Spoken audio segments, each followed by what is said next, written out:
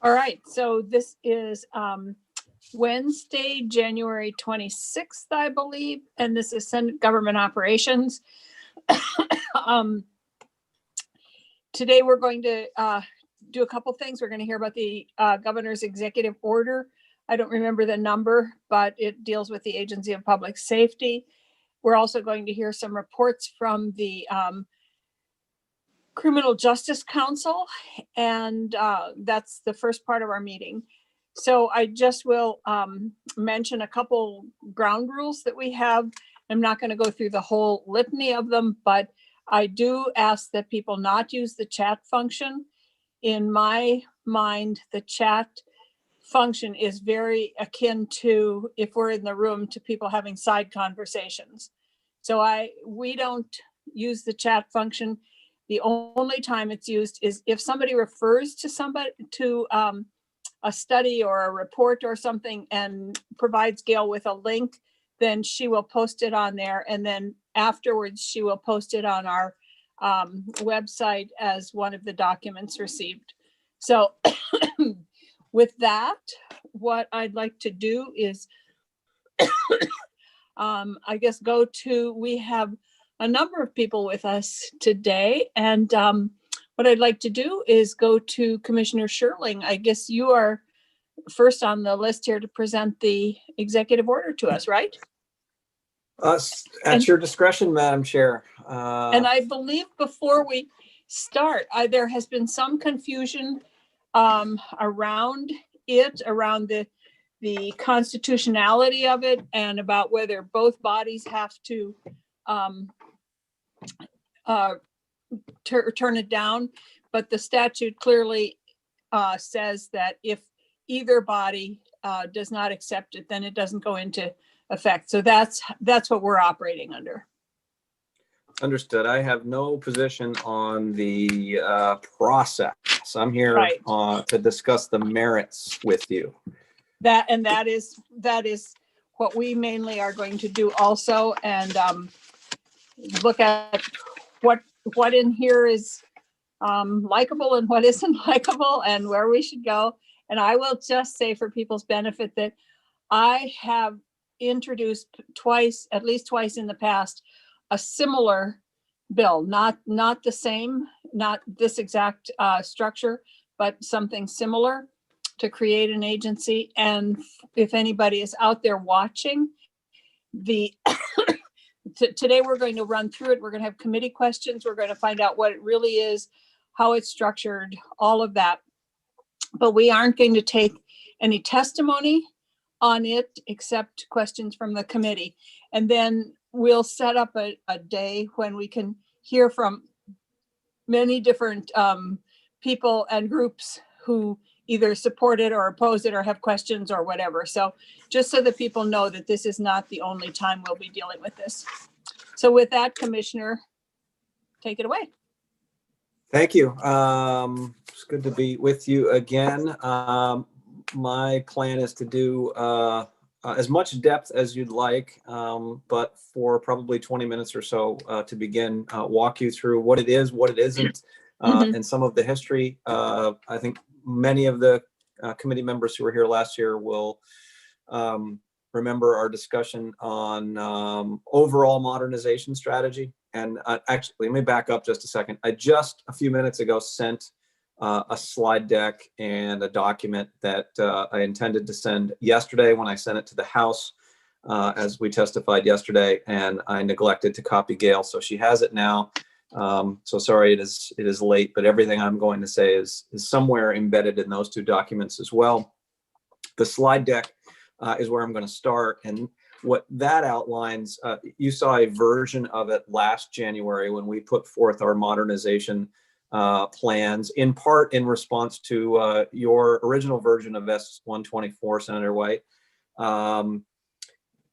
And the agency construct, whether the one outlined in 124 or the version that we put forward last January, were in response to 51 years now of studies, reports, and analysis on the organization of public safety assets in Vermont, the key themes in all of those reports, whether they studied communications, they studied law enforcement, regionalized safety services more holistically, including EMS and fire provision, they all fall into two categories.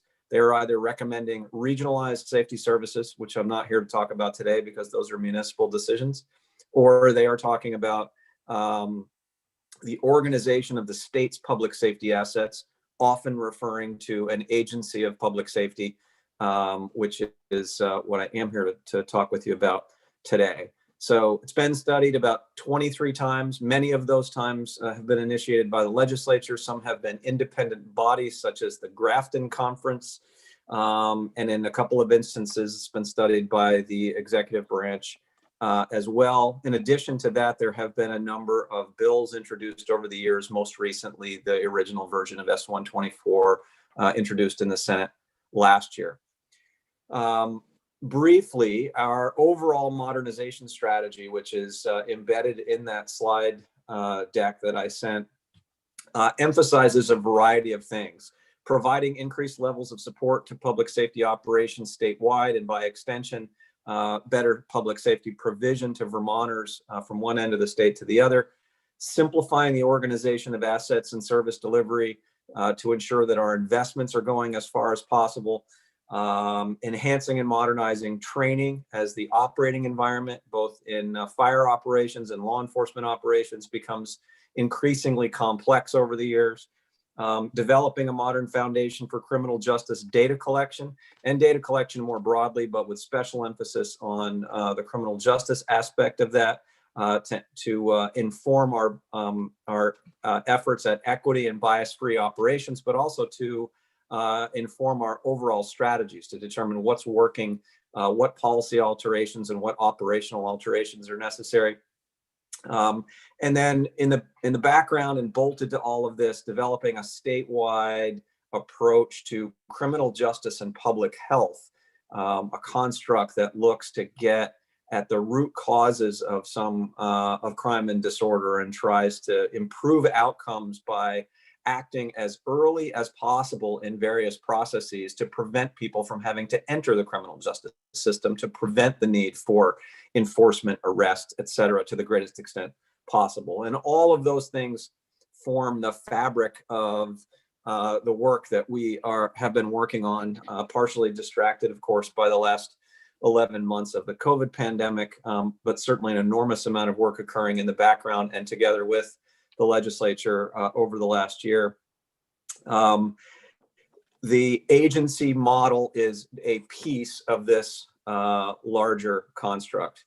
If you have access to the slide deck on slide 8, it gives the 4 buckets that I discussed with you last year, the areas of focus to execute the things that I just outlined.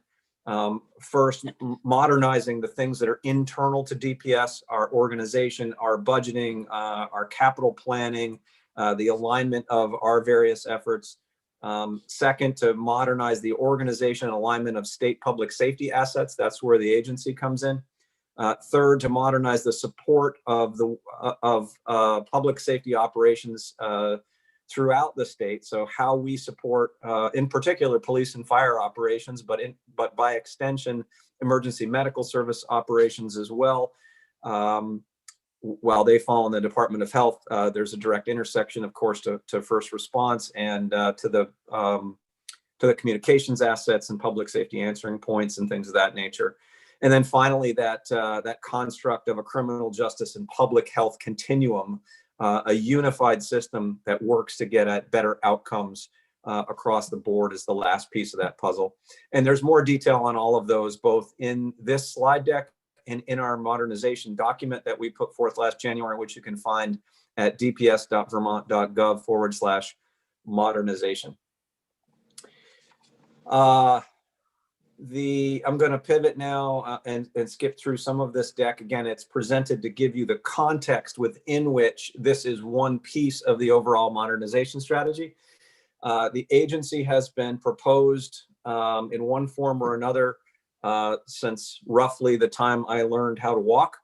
The first study on regionalized services was actually the year before I was born. and it's been studied a variety of times since then. As we unpack these various reports, as we talk with legislators over the last year and change since November of 2019, and as we've talked with stakeholders, some of them having been in public safety operations a lot longer than I have, a few themes have emerged around why previous explorations and efforts at the agency have failed, and three stand out as the things that have gotten in the way previously. First, they have been, in one way or another, attempts to save money. This is not an attempt to save money. It is not an attempt to shave the number of people working in the various organizations that would come together to unify effort. If anything, it would set the stage for very mindful added investment in key areas like training, but also in areas like information technology. But it would reduce the overall investment that's needed by unifying the effort. And we do believe that long term it could flatten, or it will flatten, some of the cost curves as the efficiencies that would be gained by bolting together things that are very like-minded and work in an operational way very closely together. There's some advantages there, and I'll talk more about that as we get a little bit further into the details. The second fear was that these assets would become subservient to the Vermont State Police, which is the largest component of the current Department of Public Safety. We have been very mindful about structuring this, and the governor structuring the executive order to ensure that that does not happen. And again, I will go into the details of that in just a minute. And then finally, some of the prior models have suggested a fairly large, almost super agency with more complexity, larger bureaucracy, larger number of commissioners, et cetera. And we believe that there's been some fear that, the larger it gets, the more bureaucratic it gets, the less efficient it is. So that has been a theme that we've uncovered as well. I'm going to pause there for a second and just do a 30-second primer on the difference between an agency and a department, a commissioner and a secretary. And I wish it was clean cut and easy, but it's not. There are 12 cabinet level departments and agencies in the executive branch.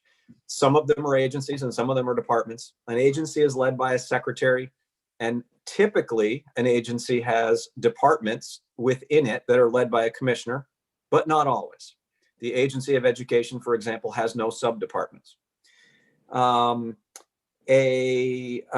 department, in terms of size, they're all over the map. The Agency of Commerce, where I came from previously, has 3 commissioners, but is far smaller than the Department of Public Safety, which doesn't have a secretary, but has a department with divisions instead of being an agency with departments. There isn't a specific rhyme or reason other than to say that an agency has a secretary, a department has a commissioner, and there are some cabinet level agencies and there are some cabinet level departments. So this has little to do with that, but in terms of just understanding the general phraseology, that's how it works. I should also start by saying this concept has broad support from key stakeholders at this stage, whether that's VLCT, the various associations of chiefs of police, sheriff's associations, the Law Enforcement Advisory Board, the immediately past iteration of the Vermont Criminal Justice Training Council, Vermont Criminal Justice Council. The new version has just begun to meet. They got a very brief introduction to this concept just last week, but they're just getting organized at this point, so they have not weighed in one way or another. Although we do believe it has broad support from within the operations of the police academy itself, and I'll talk more about why that may be in just a moment as well. On the House side, Madam Chair, they wanted me to differentiate between the current department structure and what the agency structure would be. Do you want me to take some time to do the current department structure, or would you like me to skip over that? Committee, would you like to hear the current? Okay, yeah, I guess that's a yes. Okay. The agency is set up by divisions, and there are a number of them. There's the division of the Vermont State Police, which is divisions are led by a director. In the case of the state police, the director also has the title of colonel. There is a division of administration, which is led by Rick Hallenbeck. They do all the budgeting and all the background support that makes everything function. The Division of Emergency Management, led by Director Borneman. Division of Fire Safety, led by Director DeRocher. The Division of Lab Services was still led by Dr. Conti. And then there are other components. We have our own Radio Technology Services group and the Vermont Crime Information Center, among others. The Crime Information Center has everything from the core law enforcement telecommunications systems, Vermont Crime Information Center, the Sex Offender Registry, and currently the Marijuana Registry are all embedded there. And in the Radio Technology Services group, it's a technical group that runs almost all of the state's radio frequency, hand-to-hand radio infrastructure, all the towers that go with that, microwave backhaul systems that go with that, and even they run a small telephone company as well. Not one that sells service, but they run telephone systems, not only for the Department of Public Safety, but for other assets in state government as well. And that will come back into play in a moment as we talk about the future potential structure. So those are the pieces of the existing puzzle. There are just a few alterations to that structure that are envisioned in this first phase of setting up the agency model and creating that framework. So under the agency as drafted, we would move to having 2 departments and a division. The 2 departments would be the Department of Fire Safety and Emergency Management. It would be largely unchanged, although we would add some additional executive support with a commissioner of Fire Safety and Emergency Management. And I can't overstress how useful it would be just to have these constructs have just a couple of additional positions in them, 2 commissioners in particular, and the advantages to having just a couple of more executives, given the just indescribable workload that is in play now and even prior to the pandemic, would be helpful without creating significant cascading additional bureaucracy. The second department would be the Department of Law Enforcement, that as initially constructed would have the Division of the State Police and a division of enforcement with the sworn motor vehicle staff coming into the Agency of Public Safety. Those 2 directors would be independent of one another, and the statutory mission and charge and all of the federal components, motor carrier safety, and all of the things that the enforcement team does in the Department of Motor Vehicles would remain intact. And I'll get to some of the advantages to, while the missions would stay the same, the separation of services would stay the same, there are some significant advantages to beginning to bring some of those operational assets that are similar under one roof in just a couple of minutes. Finally, there'd be a division of support services, which would be led by the deputy secretary. This is set up very mindfully to ensure that things like communications and other components that have historically been feared to have been subsumed by the state police as the largest component of the current department, what would still be the largest division within the agency, to ensure that that doesn't happen. Because in the hierarchy, the deputy secretary would outrank the commissioners that are running the Department of Fire Safety and Emergency Management and the Department of Law Enforcement. So it was a very mindful selection of that particular organizational structure to ensure that things run the way we want and to avoid issues. So getting into the details, so I already mentioned the first of the things that would be moved. There are a total of 3 things that would be moved. So the first thing would be the initial move of motor vehicle enforcement into the Department of Law Enforcement.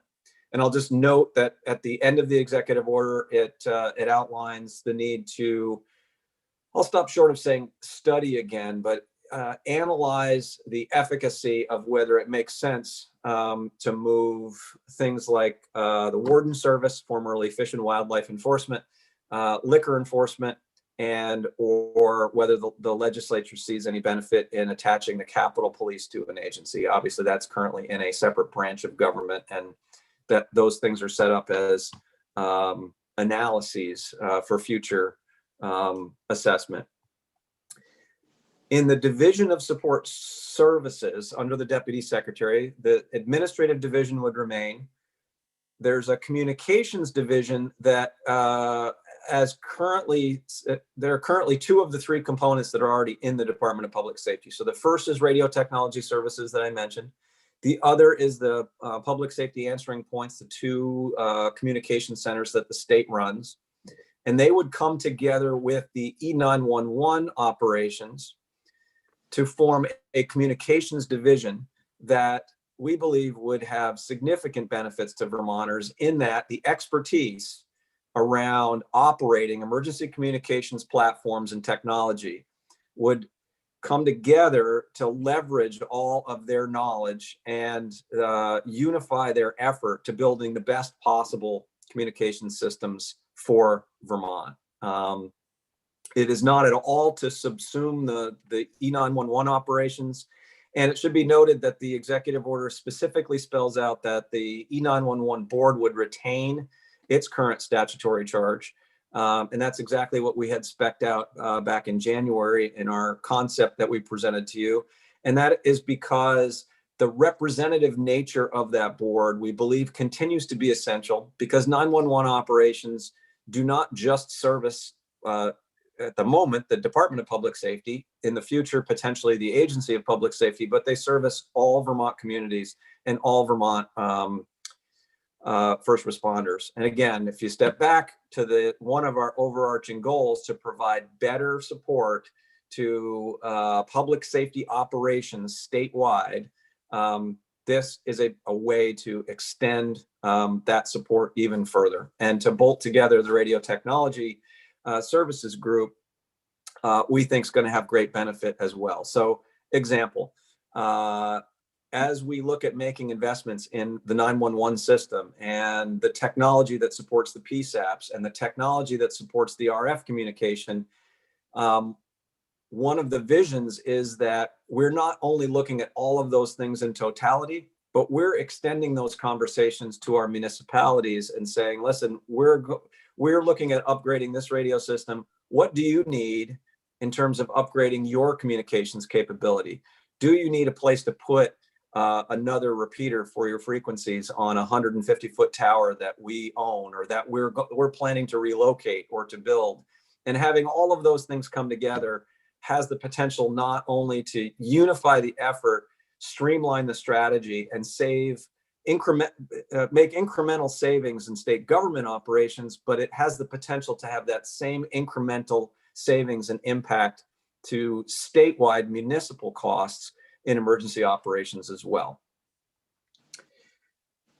The next component of the Support Services Division is Fleet Services. It is now split between the state police and the other divisions of the Department of Public Safety. We would be incrementally unifying that operation. And obviously, if we were to take on the motor vehicle team as well, we would absorb the maintenance and care and feeding of their complicated vehicles and technology as well. The Forensic Lab Division would remain unchanged. The Vermont Crime Information Center with all of its components would remain unchanged. And the final piece would be the Training Division, which right now has the Fire Safety Training Council and the operations of the Fire Academy in its purview, And we would be replicating that model with the Vermont Police Academy and the Vermont Criminal Justice Council almost identically. The Fire Service Training Council currently is a multi-agency representative body that guides fire training. And the Department of Public Safety provides all the budgeting, administrative support to run the academy and execute the strategy that is created by that representative board. Exactly the same thing would happen with the Police Academy and the new Criminal Justice Council. Criminal Justice Council would retain its statutory charge to guide training as a representative body, again, because the training has to occur not only for the folks within the Department of Public Safety, but for all law enforcement throughout the state. The new Criminal Justice Council also has increasing responsibilities for professional regulation. And we believe those should remain separate and, again, representative with the 23 or so members that are on that council. But they would gain, instead of having 7 or 8 or 10 employees and a $2 million budget, they would gain all the support of an organization that has a $130 million budget and 600 plus employees. Well, it'd be almost 700 by the time we were done with these mergers, if the legislature agrees with this process. So we see it as elevating and enhancing the work that could be done with the new Criminal Justice Council, not as getting in the way of the sort of separate and distinct guiding operations that council does. And we have a track record of achieving that through the Fire Service Training Council as well. That I can go through the timelines if you'd like. In the deck, there's a number of sort of top line advantages. There are, I should note that one of the other things it is not fixing any deficiency in the things that we're talking about bolting together. So DMV operations work well. Great team. There's nothing to change in terms of their operations. Same thing with the 911 board and the staff, and the same thing with the academy. But they could use more support. And 911's got a budget deficit.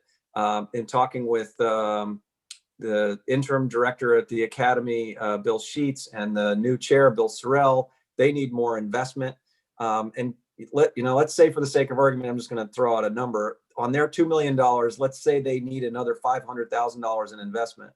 Well, it's a much bigger deal to bolt on another $500,000 to a $2 million budget than it is to find a creative way to do that against a $130 million budget.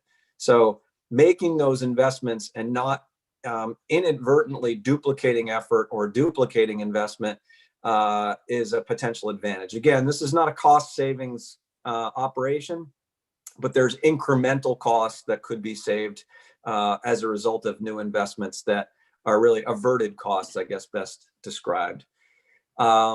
Additionally, as we've talked about in the overall modernization strategy, I mentioned it relative to the radio systems and the options there, but the same kinds of opportunities exist relative to the information technology, facilities, equipment, vehicles.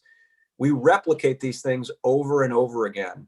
And what we're suggesting beginning the process of is to bring together components of state government that operate as closely as possible together and share those assets so that we're not replicating those things over and over again. I can go into more detail on examples of facilities, technology, equipment, and vehicles if you'd like, but I'll leave it there without, I don't want to go too far into the weeds if you don't want to go in the weeds. If you want to go way in the weeds, I'm happy to do that as well. I have a canoe if necessary. No. That is... that's probably a good stopping point or pause point. There's the hazard, and having been through this once before in 2017 in Commerce, there are two criticisms typically of executive orders. They're either not detailed enough or they're too detailed. I can go either way. You tell me how much detail you want. We have thought through, and we really can't take the credit. This has been thought through my entire life. So what we're presenting is a modern version of things that have been contemplated for 5 decades. And this is as thorough as it gets. So I would ask the committee if they have any questions or comments, but in terms of it's too detailed or it's not detailed enough. I think that what our job is to look at whether this is a good idea.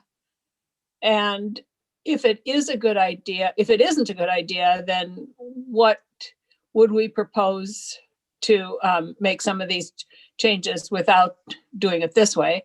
And if it is a good idea, how can we help shape the final product, if that makes sense? This is being done through an executive order as opposed to a bill, which is the way it had been done before. And that's, I'm looking at it, and I don't know if the rest of the committee is or not, but I'm looking at this as kind of as if it was a bill. And how do we make changes? How do we have influence? How do we have our voice heard here? So committee, I don't know where you are on that, or if you have any questions or comments or concerns. Senator Collmore and then Senator Rahm. Thank you, Madam Chair. Michael, nice job setting it up. And I don't know whether this gets too deeply into the weeds or not, but I think I understand the difference between a department and an agency. You explained that very well. I'm curious though, at the end of this, are there going to be more or fewer employees? And I'd like you to talk a little bit more about the attendant costs. You speak in some, and I've been looking at some of the things that you submitted, that a lot of the savings will come kind of like down the road, future savings, but there's no exact date by which this should happen. So it's going to either be less expensive or more expensive. And I know there's a lot to unpack there, but. No, great question.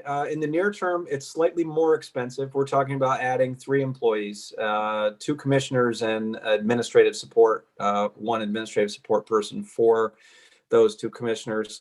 And then long term, again, it's not designed to be a cost saving measure, but it's reasonable to expect that we will flatten some growth curves. So right now, let's say in the future, you've got the Department of Law Enforcement has 3 pieces, and the legislature decides next year to bring the warden service in 2023. Right now, every time we look at specialized vehicles, we look at radio technology, or we look at information technology, we replicate it 3 times because they're in separate silos. And despite the fact that we can make efforts at unifying that by collaboration, there is nothing like having folks under one roof. You just don't get the same, you don't get the same level of collaboration. It may be good, but it's not great unless you've got people actually seated together. So that's why we think it'll be more beneficial to avoid some of those duplicative costs, still deliver exceptional service, and maybe even step up that level of service if we do it right, but avoid some of the duplicative costs. Thank you. Senator Rahm. Thanks. As you know well, Commissioner, there's no monolithic perspective within communities of color around policing. So I just want to start by saying that some of the social justice based organizations that I've heard from, I think necessarily worry about consolidation. It just can mean good or bad things if more public safety and law enforcement organizations are coordinating. For example, one thing you said is that, DMV is fine. I mean, obviously people who have driver's privilege cards who are non-citizens have had serious issues with feeling safe around people at the DMV in the past. So I just want to raise that as something to keep in mind.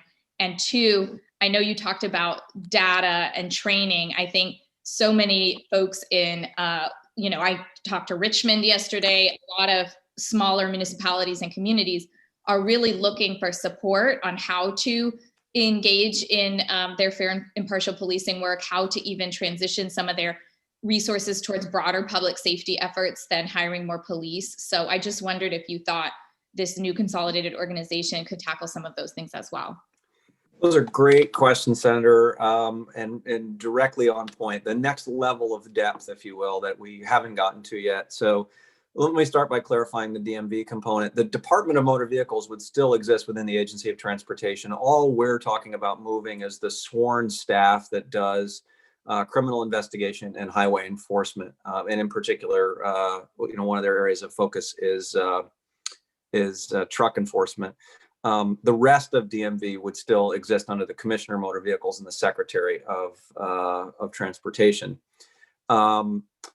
The part and parcel of this overall modernization strategy, and one of the things we think we'll be able to do even better with the agency in play, are two areas that you just hit on, whether that's training or data support. And we have put our money where our mouth is. We just signed a statewide computer-aided dispatch and records management contract that for the first time has the state paying for that in its entirety, not nickel and diming the towns piece by piece. That system will have the capability to do more robust, more swift, and more in-depth data analysis than we've ever had available on a statewide basis before, with a particular eye on our fair and impartial policing components of operations. And we anticipate being able to bring to bear the back-end data analysis on a statewide basis, rather than having each individual department have to worry about having to do that. When you've got 5 or 6 or 7 or 10 or even 20 employees, having either the budget or the staff to be able to do robust data analysis just often isn't in the cards. It's difficult even in an agency like Burlington, which when I was there had 105 officers and 170 or so employees.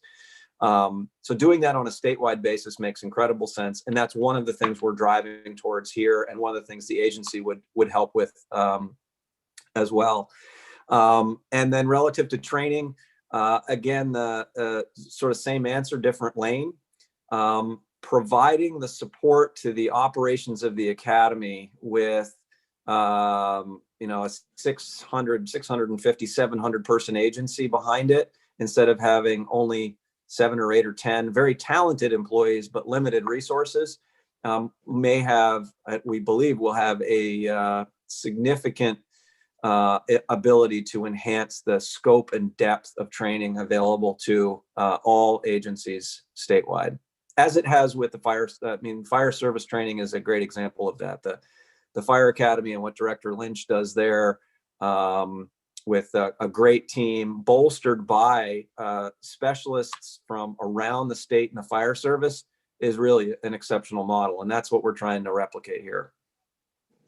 Can I just add the only other thing I would add is recruiting and retaining a more diverse workforce in law enforcement. Yeah, it's also a great point. And while we wouldn't have direct authority over that, this is one of the areas where we see the current Department of Public Safety, and in the future potentially the agency, having a support role, a consulting role. We're building playbooks, for lack of a better description, right now around best practice in hiring police officers. A lot of agencies still are using them, but there's nuances to the current operating environment that we think that sharing those will really help. Same thing for promotion, and probably the most important one is a playbook for hiring chief executives in law enforcement. Without the leadership, it's impossible to do any of the things that I just described, whether that's in an agency or it's in a small police department. So we're not, I want to be really clear.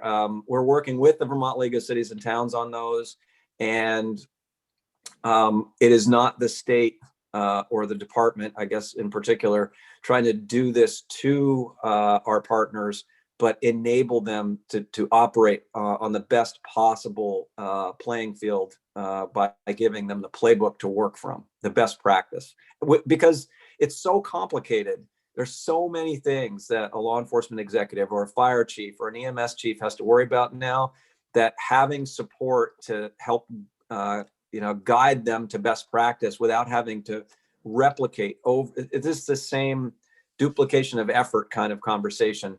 If we've got 70 police departments and they each have to spend 2 weeks a year worrying about how to update their hiring process and how to worry about succession planning for a chief of police, when we can have a single playbook that they can work from, that select boards could look to, town managers and mayors can work from, that's where we think this kind of modernization can really be helpful.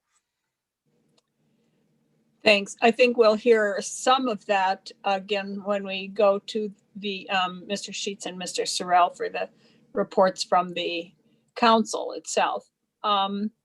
Any other question, Senator Polina? You kind of touched on, excuse me, you touched on this a little bit a minute ago when you talked about 70 communities that have police coverage, not wanting to be redundant and whatnot. But I'm wondering how you would see local communities who now have no coverage, no police coverage. Would they be benefiting, or would they be in some way be better supported under this sort of structure? What does it mean to communities that right now lack any coverage at all? Would they be able to be easier access to coverage, or just what's your take on that?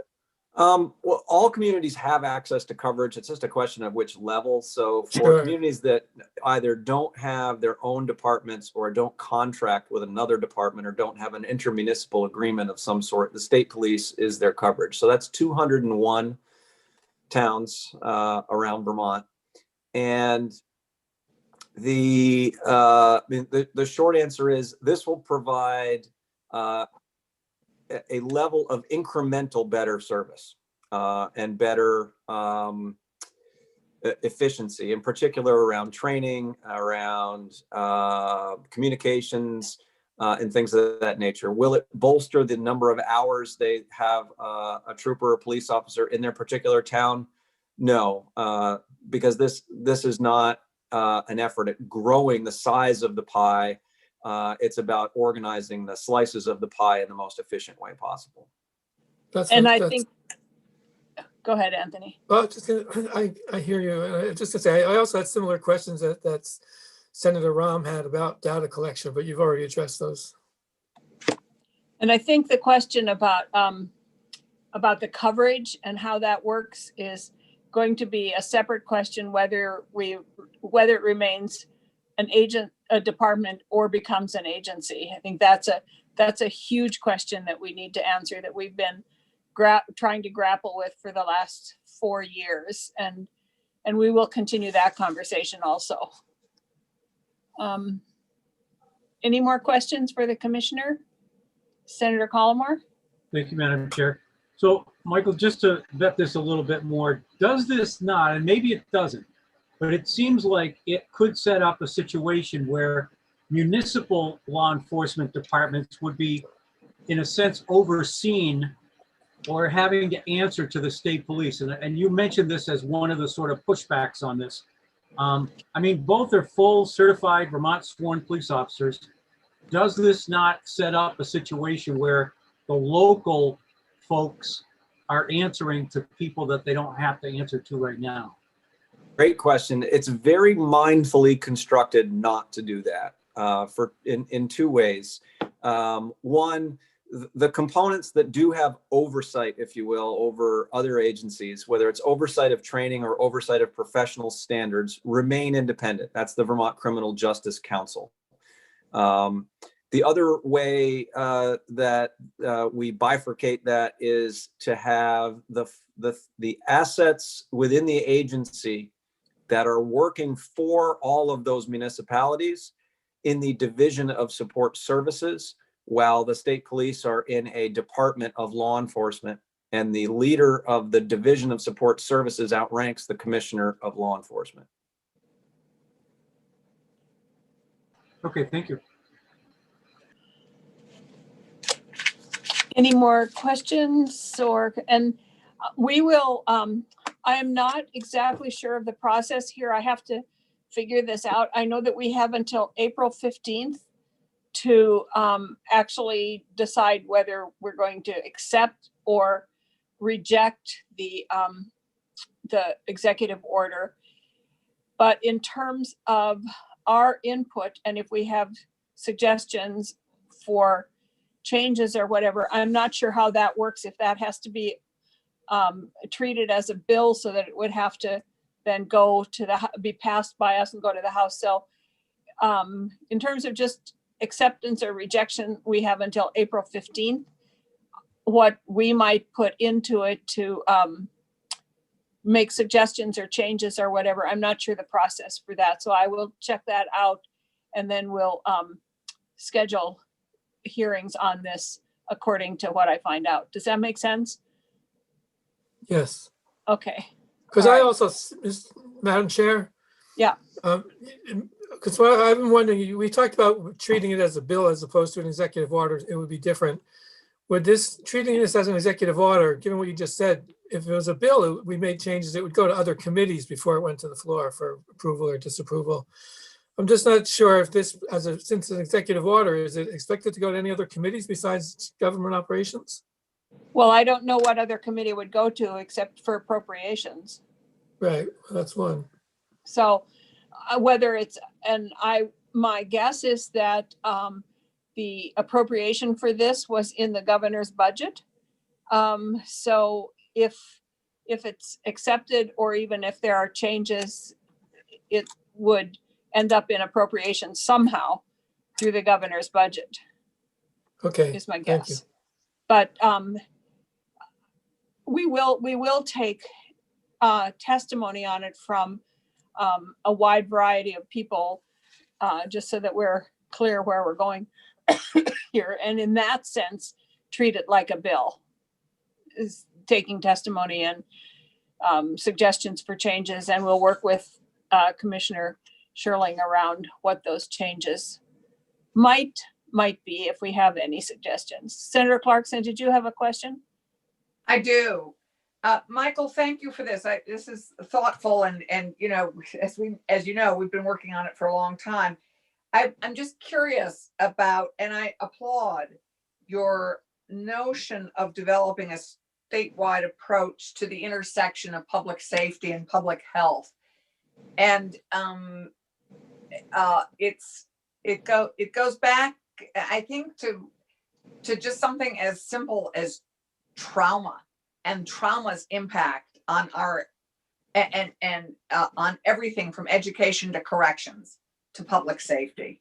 I mean, we're looking at public health and public safety now with this pandemic, and it has obviously different implications, but I'm just curious, that is such a breaking down the silos. If we could solve trauma and how children are affected by trauma in our world, we would save hundreds of millions of dollars across the system.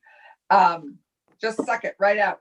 Is that sort of what your intent is to have a sort of breaking down silos and doing, I'm just curious because I don't see it mentioned, the wellness piece, in your three divisions, in your two departments and one division.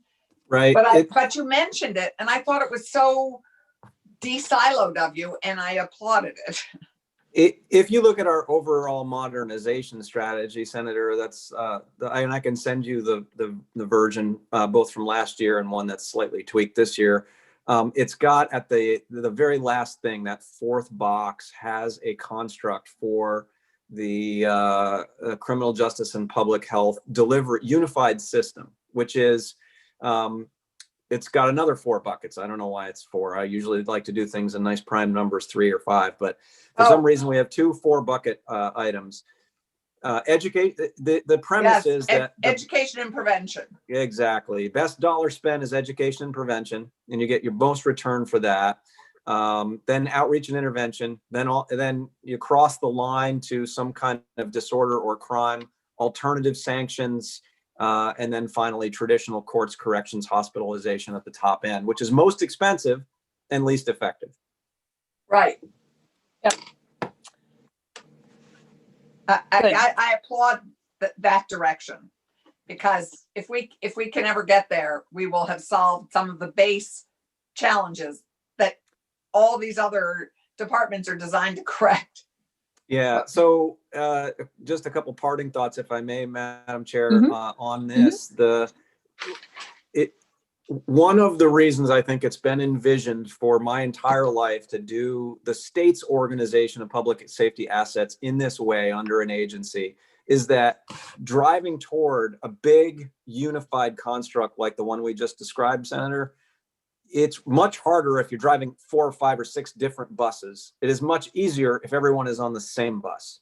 And so those larger contextual policy things become slightly incrementally easier. They're still not easy because policy's hard, but they become easier when you have unified effort. My final observation is more anticipatory than anything else. You're going to hear from some people who are afraid of this. There's a smart man on the West Coast named Gordon Graham, who's a risk manager who has an extensive history with the California Highway Patrol and has been thinking about things. Some of the things he was talking about doing in the early 80s are the things we're trying to operationalize today. He's quite a smart guy. And one of my favorite Gordon Graham quotes is this: there are 2 things that people hate, the status quo and change. Change makes people uncomfortable. We have tried to frame this in a way to ensure as many people's comfort as possible that this is altruistic. It is about delivering better service to Vermonters. It is not about marginalizing any of the folks that we're talking about combining. And it is about ensuring that we're doing things using the correct decision-making lenses with uniformity across public safety operations. So I'll leave you with that. Thank you, Commissioner. I appreciate that, and I know we all do. So I will find out our timing here and when we need to dig into this more and let everybody know. If it is to be treated like a bill and has to pass both bodies or whatever, then we'll have to hurry up. If it has a little more leeway than that, then we will, I'll schedule it out a little bit farther. So we'll definitely let everybody know when we're taking it up again. Sounds Thank great. you, Thank you for your Commissioner. time. I think I may be Thank- staying with you, but I'm just going to shut down my video until you tell me to come back.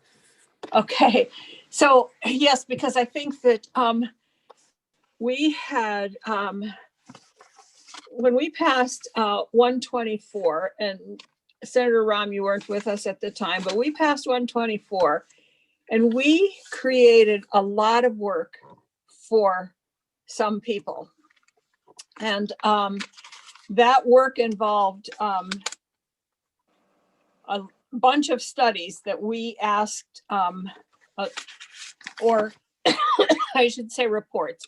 Some of them were actually also addressed by the governor, who required the Department of Public Safety and different entities to come up with reports. And so some of them were the same and some of them were different and some were more expanded by us or by the governor.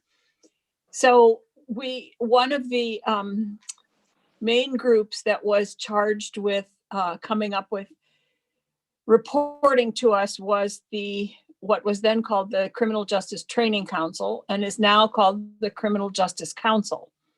So at the time, it was kind of, they were in the middle of a search for an executive director, and the whole council was being reorganized. And so they were in search of a chair for that. And so today what we're going to do is we're going to hear an update. And I'm not talking here about a final report because I told them that we wanted updates where they were with different issues. We don't want to wait until we have final reports necessarily. So I have on my list here, I just went through 124 and I have 1, 2, 3, 4, 5, 6, 7, 8, 9, 10, 11, 12, 13, 14 reports that the council was asked to give us. So with that, I think that, and I think, Mr. Sheets, that you don't know all of us necessarily. So I'm going to ask the committee just to introduce themselves. I think, Mr. Sorrell, I think you probably know us, but I will ask the committee. I'm Jeanette White from Wyndham County. I'm Anthony Polina from Washington County. Brian Collmore from Rutland County. Allison Clarkson, Windsor County District. Keisha Ram from Chittenden County. So with that, what I would do, and for those of you who have just joined us, I will remind us that we don't use chat. So if you are chatting, we're not paying any attention to you, because chats, in my opinion, chats are like sidebar conversations. And if we were in the room, we wouldn't allow them. So, however, if you do have studies or documents that you can share with Gail, then she'll post those and then she'll put them on our webpage afterwards. So with that, I'm going to turn it over to Bill Sorrell and Bill Sheets and let you take it away and maybe talk to us a little bit about the reorganization and the new members and how that's all going, and then get into, it's all yours now. Maybe I should do this first. We sit and we sit and we sit. And it might be wise to take just if that's okay with you, to take a 5-minute break, and you might find us much more attentive. Does that work? Okay, so Gail, if you will just put up the thing, everybody put your mute and camera off.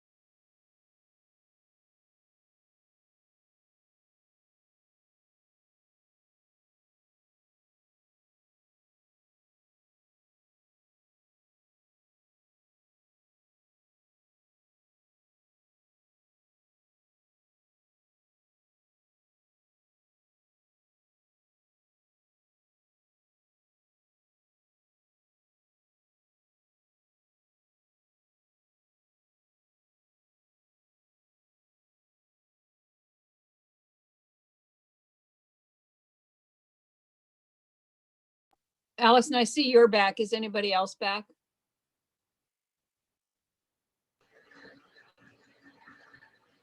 You're muted. Oh, there's Brian. Yep. You know, I can't tell when the flag is up, who's back up. There, yeah. I think Gail said that she takes the flag down when she hears us start to talk, because that indicates we're Oh. back. That's why I asked if people were back. We're back.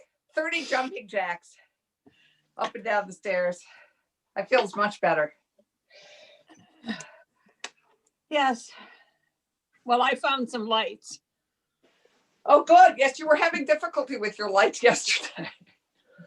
I know. I hadn't found them yet. By 5 o'clock, you were totally in the dark. I know. I was trying to raise my hand to say something in the chairs meeting, and it was so dark that nobody could see me raising my hand.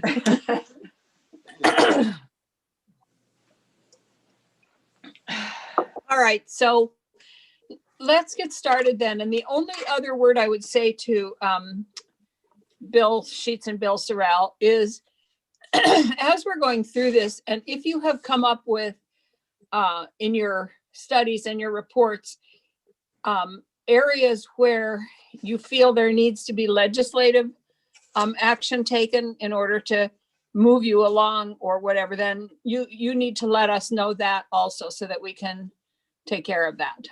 Okay. All right. So I'm going to turn it over to the two of you, and however you want to present this. Thank you, Madam Chair. Bill Sorrell, I'll defer to you, or would you like me to go first? Well, it says that the host disabled my video and she has to, yeah.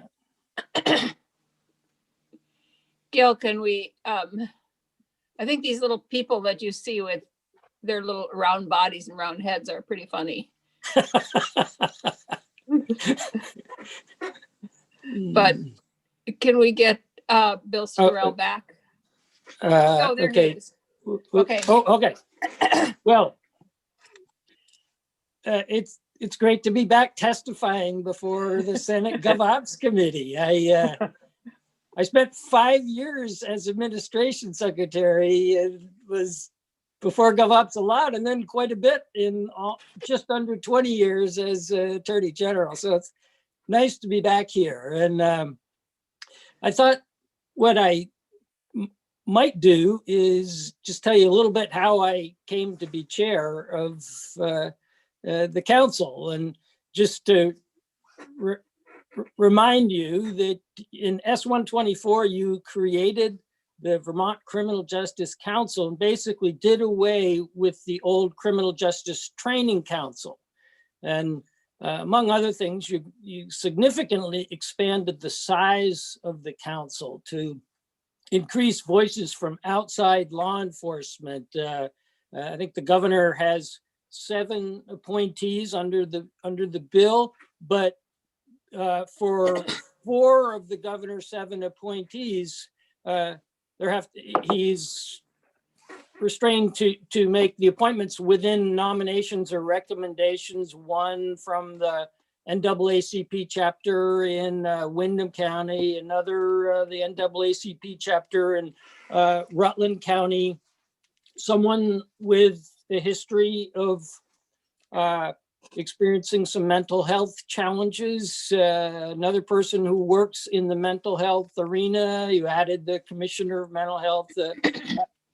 I could go on, but you created this greatly expanded council, and that the governor's 3 appointees may not be in law enforcement or have an immediate family member in law enforcement. So S-124 really tried to change the voice of this new entity, the Criminal Justice Training Council.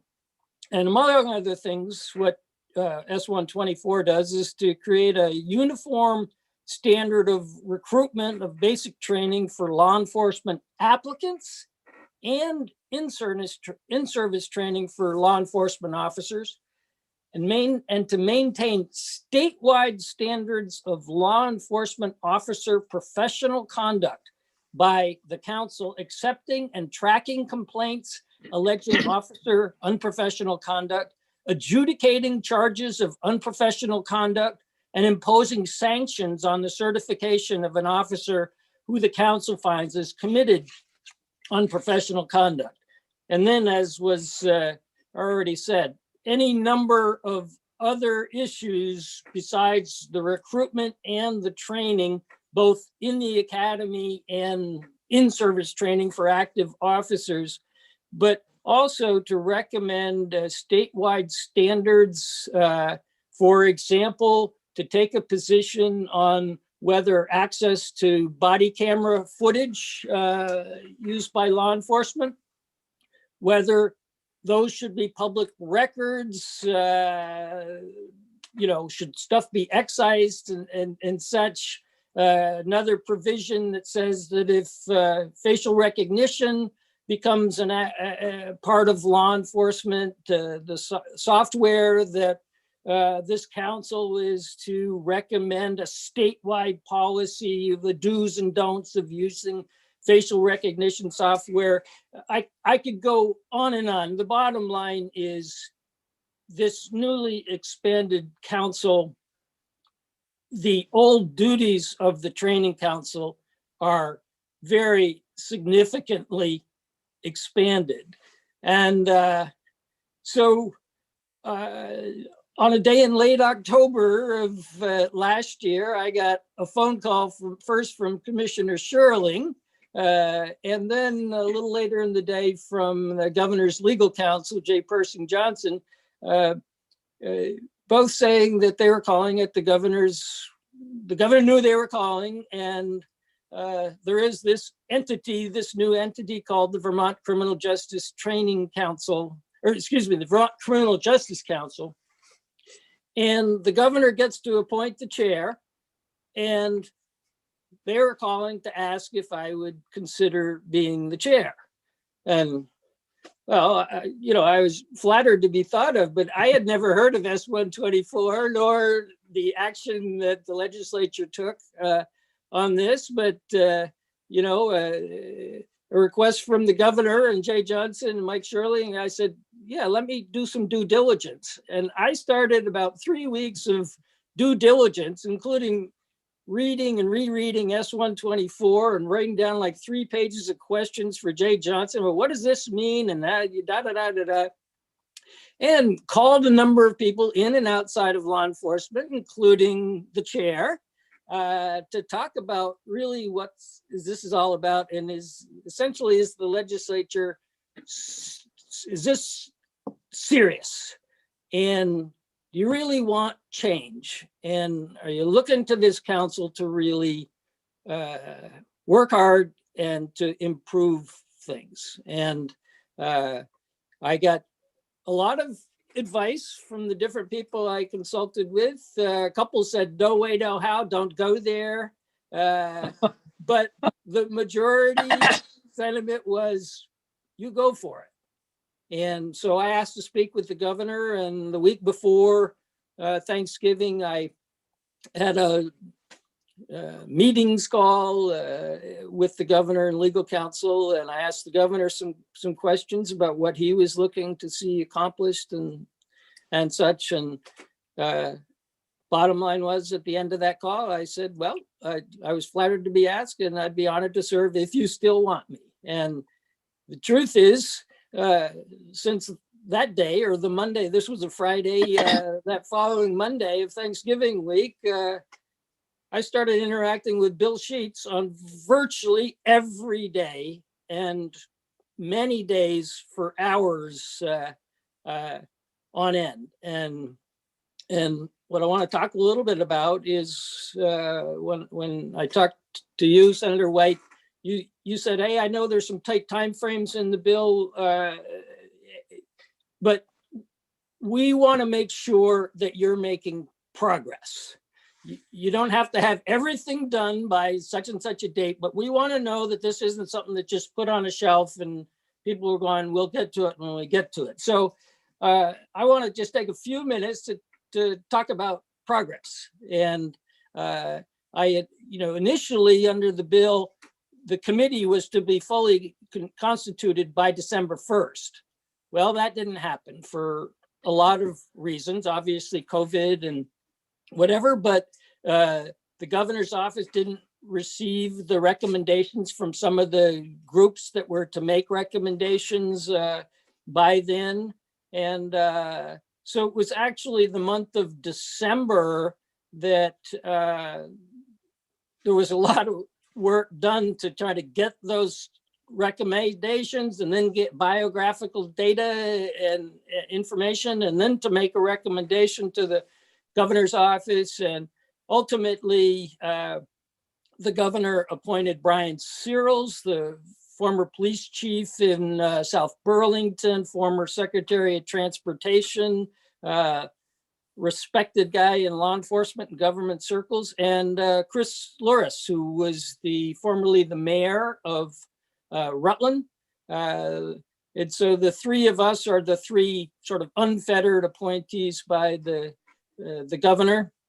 And it wasn't until, so we were going to try to have, I wanted to have 2 meetings in the month of December, because I knew we had this date of January 15th to talk to the appropriations and government operations committees about not only progress, but what are our resource needs.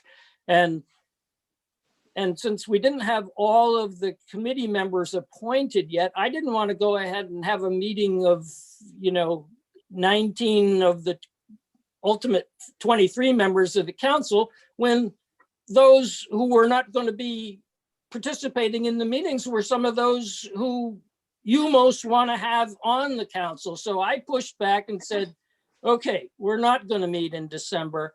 And bottom line is we have met twice in the month of January.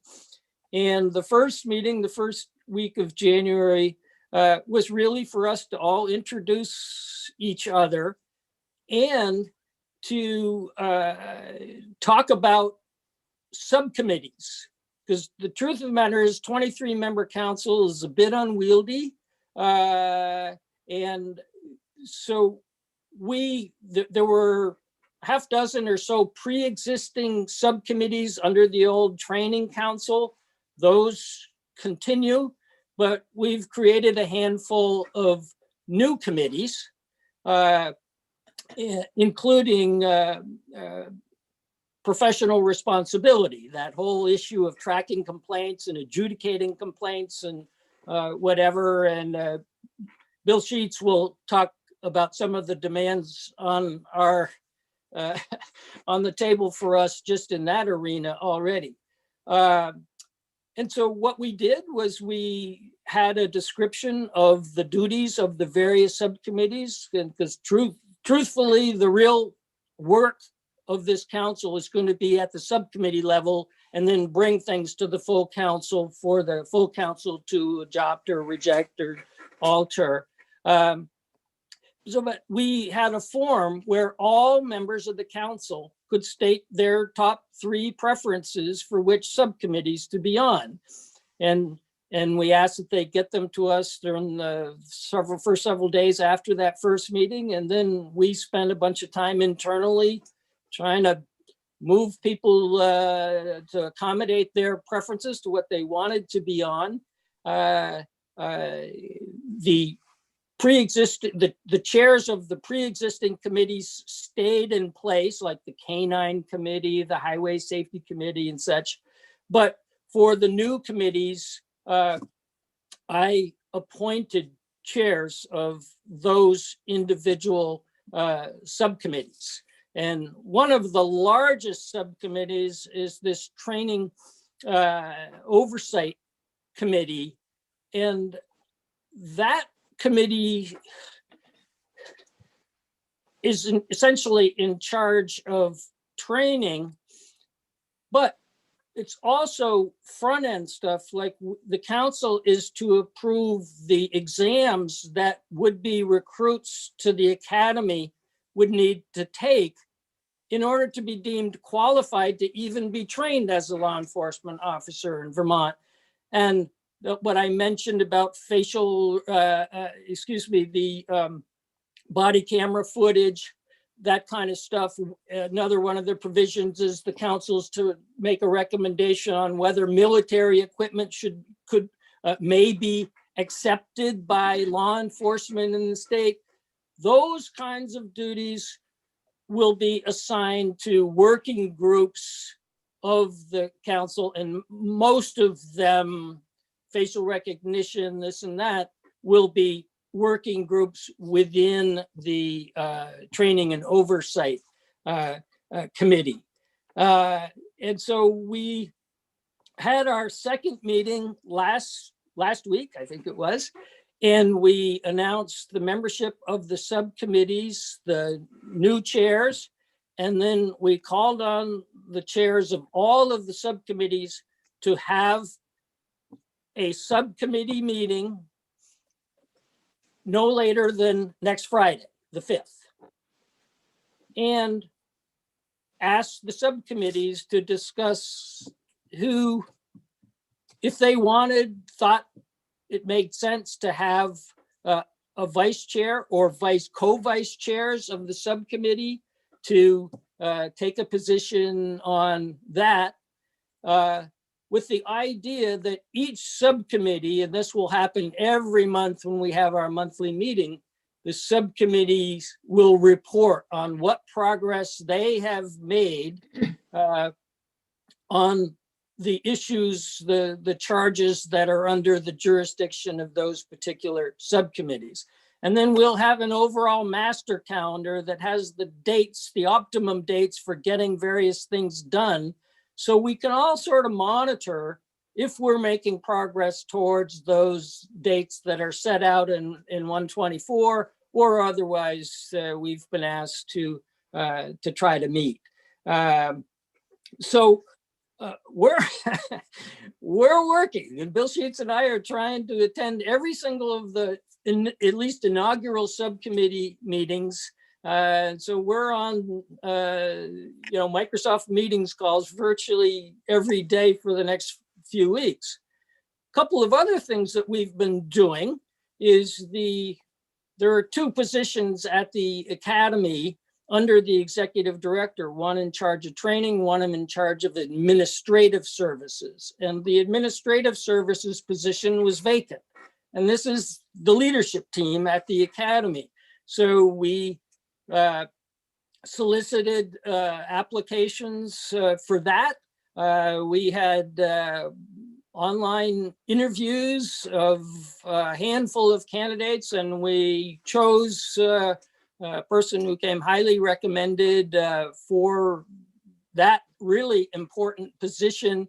And it's female, and her background investigation is, I think, all but almost done. And we're hopeful that she will be fully on board as of either 1 or 2 weeks from today.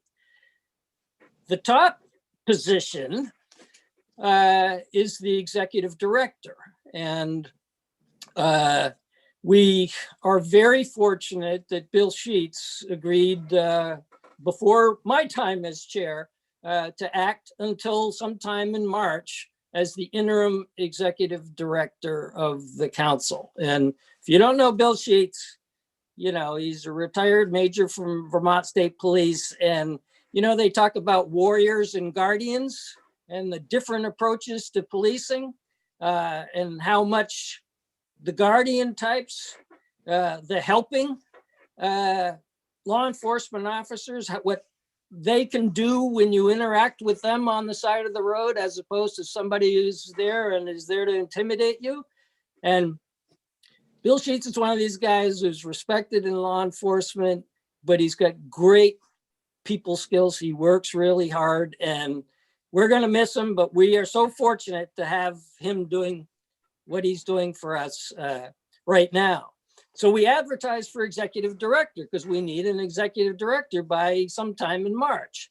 Got 19 applications. We got a subcommittee. We went through the applications and we decided to interview 8 of those 19.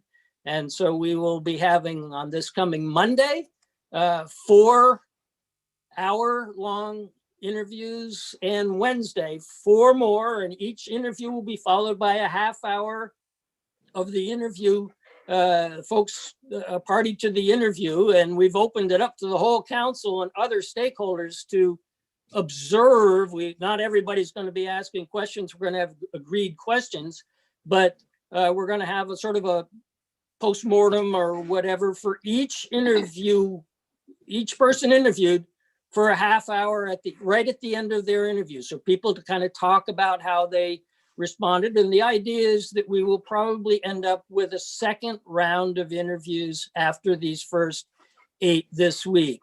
But our intention then, obviously, we'd have to have a really substantial background investigation of probably the top 2 candidates. And assuming the number 1 choice passes, it's, you know, we'll move forward. But anyway, good progress there. So One thing I to Bill, forgot to let mention. me, Bill, I see that Senator Clarkson has a question. I don't know if you want to take Oh, questions or if you'd okay. rather. Oh. Okay. Is this a good it's about the applications and the interviews. And I'm just curious, Bill, if you could give us a snapshot of the 8 you've chosen. What did we I assume had a national search. National search. If you could just give us a snapshot of the 8 that are the ones you've chosen to be interviewed, I think it would be great for us to get a sense of who's interested in this job around the country. Let's just say we had some very different profiles of folks who applied. We have some retired chiefs of police from municipalities in different parts of the country, some other active law enforcement officers, some folks with virtually no law enforcement experience.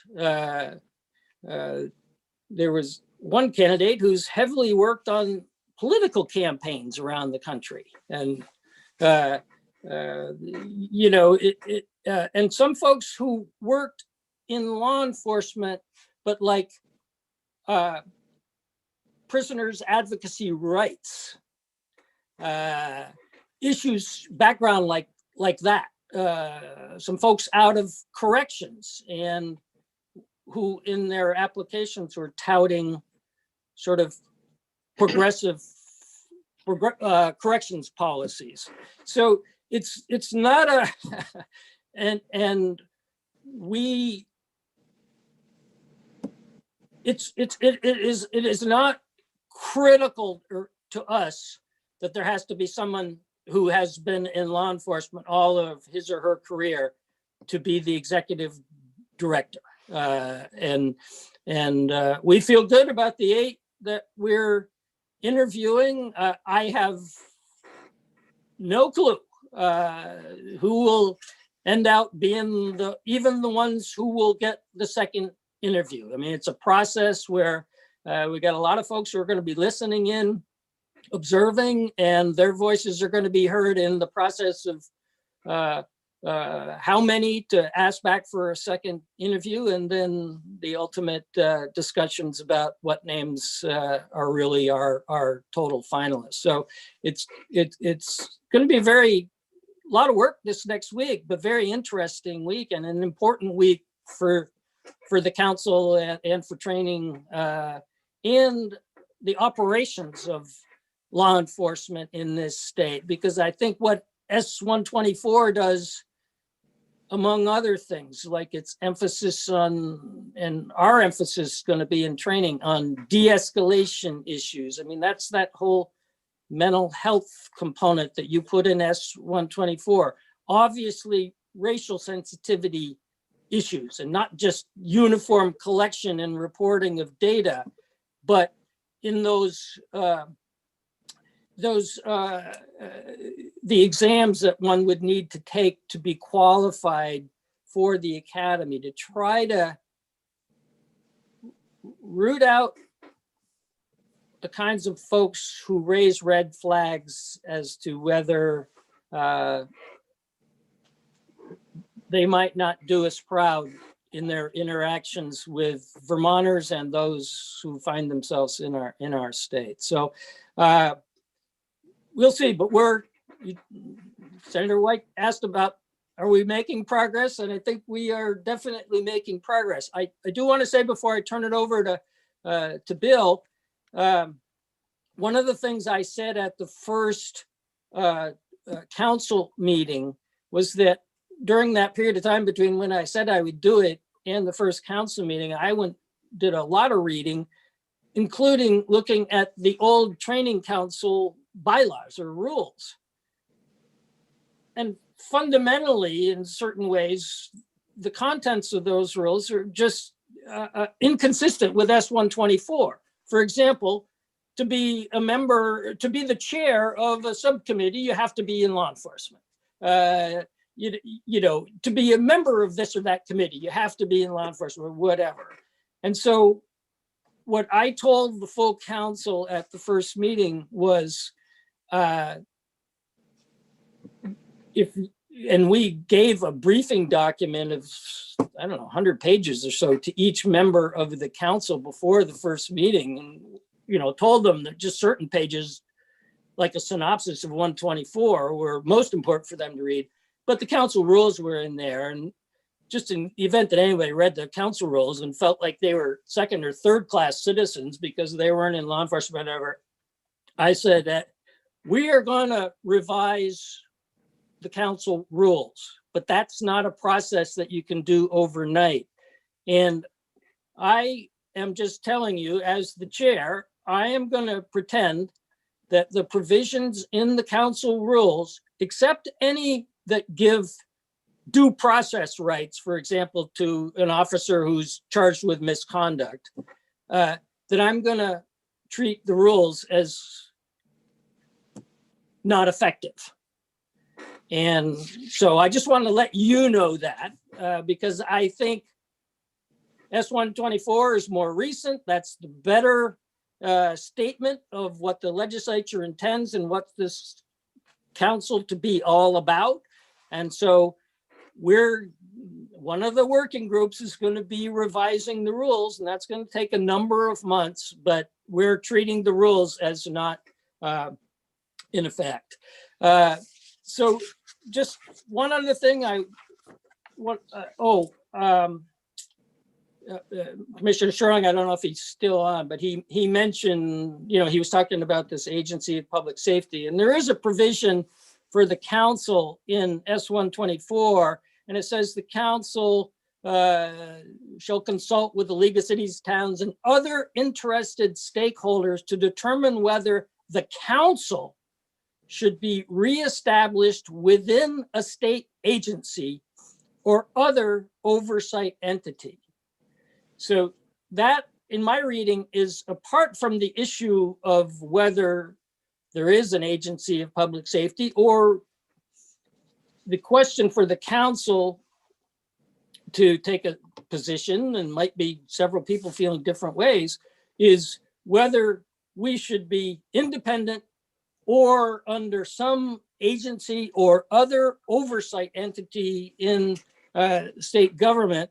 And as Commissioner Sherling said, the council, talk about drinking water out of the end of a fire hose. You know, we haven't had time to even talk about this issue and to try to hear from some of the different voices on the council, their feelings, whether independence for the council is the preeminent issue, or what would be the benefits of us being under some other entity. And so the last thing I'll say before I turn it over to Bill is that one of the things we were to do here by January 15th was to honor before the 15th of January, we are to report to the House and Senate Committees on Appropriations and on Government Operations, specifying the resources the council needs to fully operate as set forth in law, including the resources it needs to implement the provisions of this act. And we're here to do that today, but I want to express my disappointment that despite my various understandings about the work of the council and the importance of the work of the council, I was not happy to see that we're not recommended for one dime of an increase over our existing appropriation. And I'm going to turn it over to Bill Sheets, and he's going to talk about not Cadillac staffing, but a baseline of staffing resource needs that we have to come close to meeting the job that you have set out for the council in 124. So with that, I'll turn it over to Bill, and then maybe he and I can both field questions in tandem if that works for you, Senator. It works for me. I did see Senator Rahm's hand up, but Oh, I'm before sorry. that's okay. But I did- before we I go can't there, see the hand. I can't see the hands up. well, no, we use this hand. Oh, We don't use those little yellow ones. okay. Before I ask her if she has a question, I have to say, I bet there are people who got appointed to the council who had no idea you were going to be such a taskmaster, and you have clearly been getting things done and being very busy. The other thing I wanted to say is I was glad to hear you say that you weren't going to pay attention to some of the bylaws or some of the that were there, because one of the things I wanted to ask is if on the subcommittees there was a mix of law enforcement and not law enforcement. And then I also wanted to warn Bill Sheets that about his March departure date. If you remember, when Jim Baker took over as interim commissioner of public safety, he was going to do it until April 1st of last year, and he's still there. So don't hold your breath. So Senator Rahm, did you have? Thanks, Madam Chair. This could be addressed maybe in what Bill was already going to say, but what I wondered about was if the criminal justice council, everyone gets paid a stipend, and there's any possibility of more stipends for people who have a harder time. They don't have a staff role that pays them for this kind of work. So I didn't see that in the appropriation. And the other thing being, I was just reading through it, and I'm new and I'm trying to figure out what happened last year as well. It looked like there was some report back about investigation into use of force that was about the recommendation for where that would go. And I didn't know if I missed in here. No, Yeah. there are 14. I have a list here of 15 if you include the use of force. And the use of force report, I think, was primarily to go to judiciary, if I'm not mistaken, but details of how it is implemented would come here. But so there are all of those reports that need to come to us. Okay. So Bill, this is very confusing. Your council must find it very confusing to have two bills. I'm not sure about that, but Okay. Madam Chair, thank you. Good afternoon, Senators. Thank you for having me. I really appreciate it.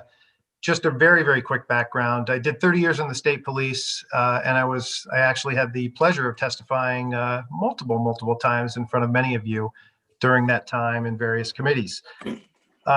I was happily in the behavioral science-based leadership consulting world for 3 years until my phone rang. And the offer was, can you come down and help out, because the background investigation of the last selected executive director kind of didn't go well. And I said I would be more than happy to. Training and the academy is near and dear to my heart. So I did it with open arms. And I want to start just by saying thank you. You don't hear it enough. Thank you for S124. As a major in the Vermont State Police, I spent 10 years on the council, the old 12-person council. Now it's 24. I did 4 years as the vice chair of that council. This really is the council that I kind of always envisioned. And the onboarding process, I've had in-depth discussions with all of the new people, and it's incredible. The passion and the depth of experience and the variety of lived experiences that they bring is critical. So thank you, because you don't hear it enough. The council itself, again, 24, perhaps a bit unwieldy, but these subcommittees and or working groups are really where it's going to happen. Madam Chair, if it's okay with you, I was asked to do the same thing on the House side. Tomorrow, I'm more than happy to send a report where the 24 members of the council and or proxies are highlighted, and it'll reflect and show you which subcommittees they're actually on. Oh, yes, perfect. So Thank you. again, the energy that they bring to this, and what we did is S124 is about a 49-page report. The first 29 or so impact us in different ways. When you really just take out the text that truly impacts us section by section, it's a 3-page document. So they all have that. Every single subcommittee is using that as their guiding document for moving forward to determine exactly what they have to do. So I assure you that we, the council, the staff, everybody is taking this very seriously. With that, I will say there's a lot of work there. And I will say that we need your help. There's 12 full-time equivalent positions here with a budget of just $2.7 million in FY22, 92% of which is beyond our control. It's fee for space, paying the rent, paying salaries, benefits, and things like that. It's fairly lean. The one most pressing thing that I've found in my time here as the interim executive director is the professional regulation subcommittee or professional regulation concept. I think there was a belief at one point that it wasn't going to be a heavy lift. It is the heaviest lift. There are 31 pending cases.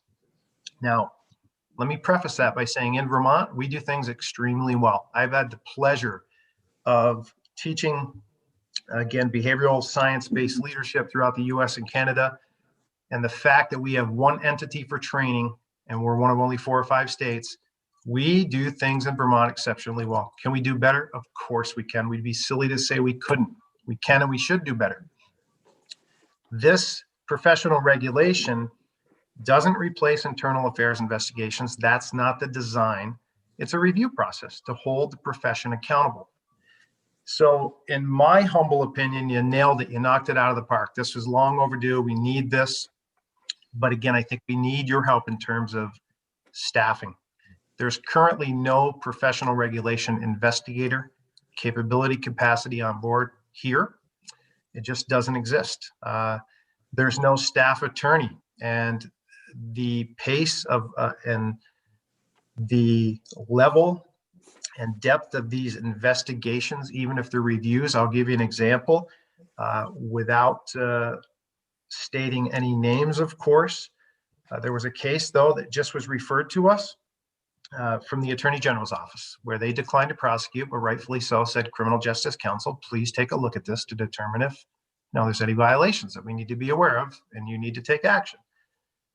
We're over 100 hours just in the review of that investigation, and that was assigned to a training coordinator. We just simply, candidly don't have the capacity.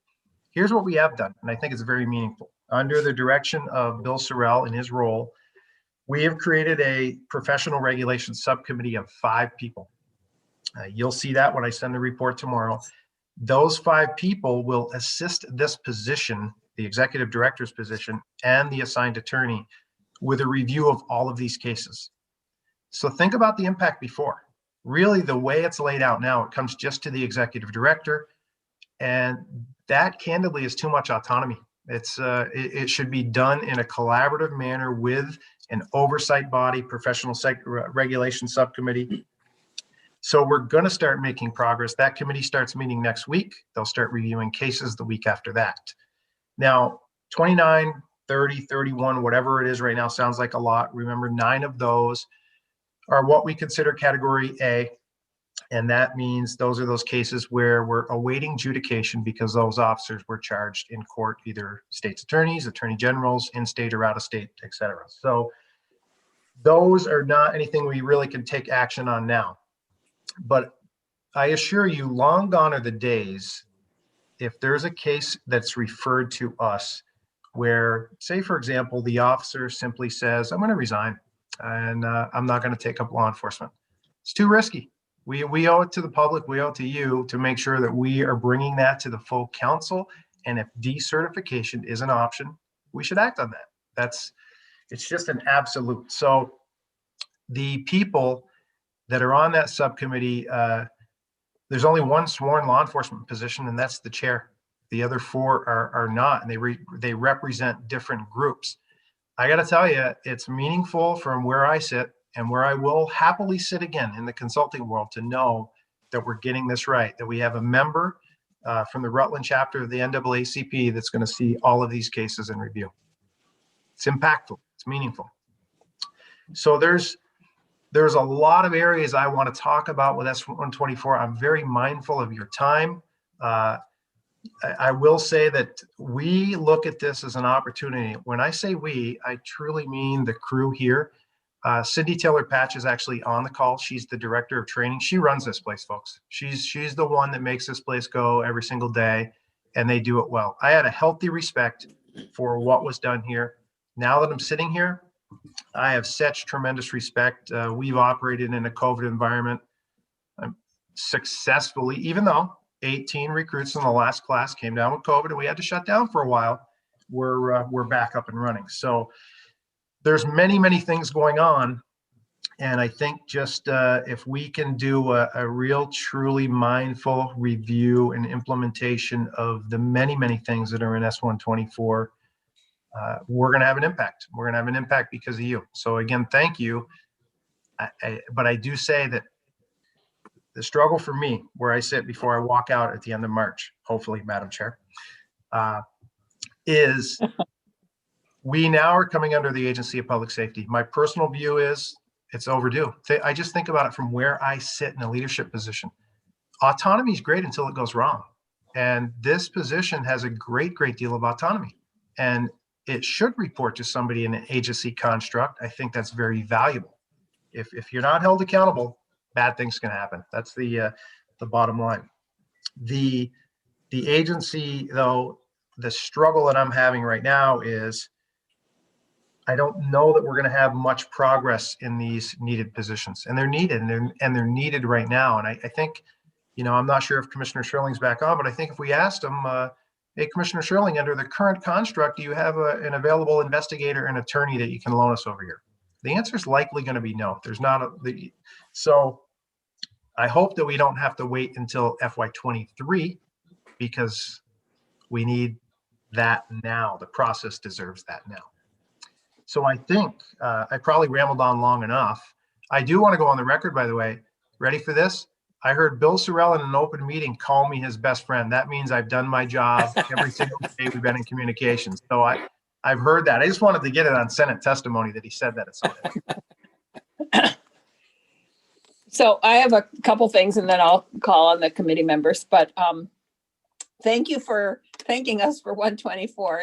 It was a slog and it took a long time, but we persisted, and we might have S124 2021 version. I don't know. We'll see where we go. But I do have a couple questions about the oversight, professional regulation and oversight. And we had talked about this at one point in the past about should the business function of certification and decertification be the business function be part of OPR instead of the council and the academy? That not setting the standards or anything like that, but just as they do with nurses and dentists and other professions. And the other question that I had is, I thought, and I can't quite remember, but I thought we expanded the role of the Community Advisory Council to have more input into the oversight and professional regulation, and looking at cases. Am I wrong about that, or how did that work with what you're doing? So there is, if you're talking about it's a council, and we were actually going to bring this up in testimony. It's a 4 or 5 person subset. Yeah. We think, and we'd like to demonstrate to you that the approach that we're taking now, because we went from 12 to 24 people on the council itself, the larger council, that we can have the same impact, probably more of an impact the way that we're doing it now. But we do need to clarify that. All of the appointments, are those the ones, Madam Chair, that are governor appointees? You know, I can't quite remember, and I think that the difference was that many of them, or that they weren't necessarily law enforcement, if I remember right. Yeah, so 20, I have it in front of me. So it's essentially considered a board. It's the Criminal Justice, former name, right? Training Council Advisory Committee. The board terms for all of those folks, and they were all from the civilian side, expired in 2019. Oh. So we Right, want to guess it's- revisit that with you to determine if what Okay. we're doing now in a layered approach through S124 can possibly replace that. Okay, I think we'll put that on the list for one of the things that we talk about a little bit more in depth. Okay, and I forgot the compensation piece. Everybody on the council is eligible to submit compensation for, I think it's $50 or $55 a day for when they're actively engaged in anything related to council work. We have tried to carve off a very small piece of our existing this year and FY22 budget to make sure we can do that. And we know that $50 isn't really enticing people to be involved, but that's what all the boards and commissions in the state get, except for jury duty, which is 30. So far, and I know they are being tasked with a lot of work, when I say that they're excited, it's incredible. I hope actually at some point you get a chance to perhaps call in some of the newer 12 people members and just have a dialogue, because it's moving. It really, I can't say it enough. It's just tremendous. It's exciting. I would love to do that. I think Senator Rahm. Well, first of all, I don't remember if she's a formal member, but I think you're lucky enough to have Tabitha Moore on the council or involved in the work. I'm not sure if that's still the case, but I often stayed up to date on things from her. I don't know if you want to. So Tabitha is a member of one of our subcommittees, our Fair and Impartial Policing Subcommittee. I was happy to hear her voice again and see her just the other day. She was on a committee. I chaired our Fair and Impartial Policing Committee for 10 years when I was with the state police, and she was there the entire way. She's awesome. Yeah. I had a question when you talk about oversight and professional regulation, if there's any intersection with a topic that's been in the press a lot lately, which is Giglio files, and just the idea of having more than the state's attorneys holding accountable law enforcement to honest, impartial testimony, things like that. There's no current tie, with the exception of often when we get a case referred to us and there's an internal affairs investigation attached to that, there may in fact then from that respective state's attorney or attorney general be a letter placed on file by them. So we see that in companion cases, and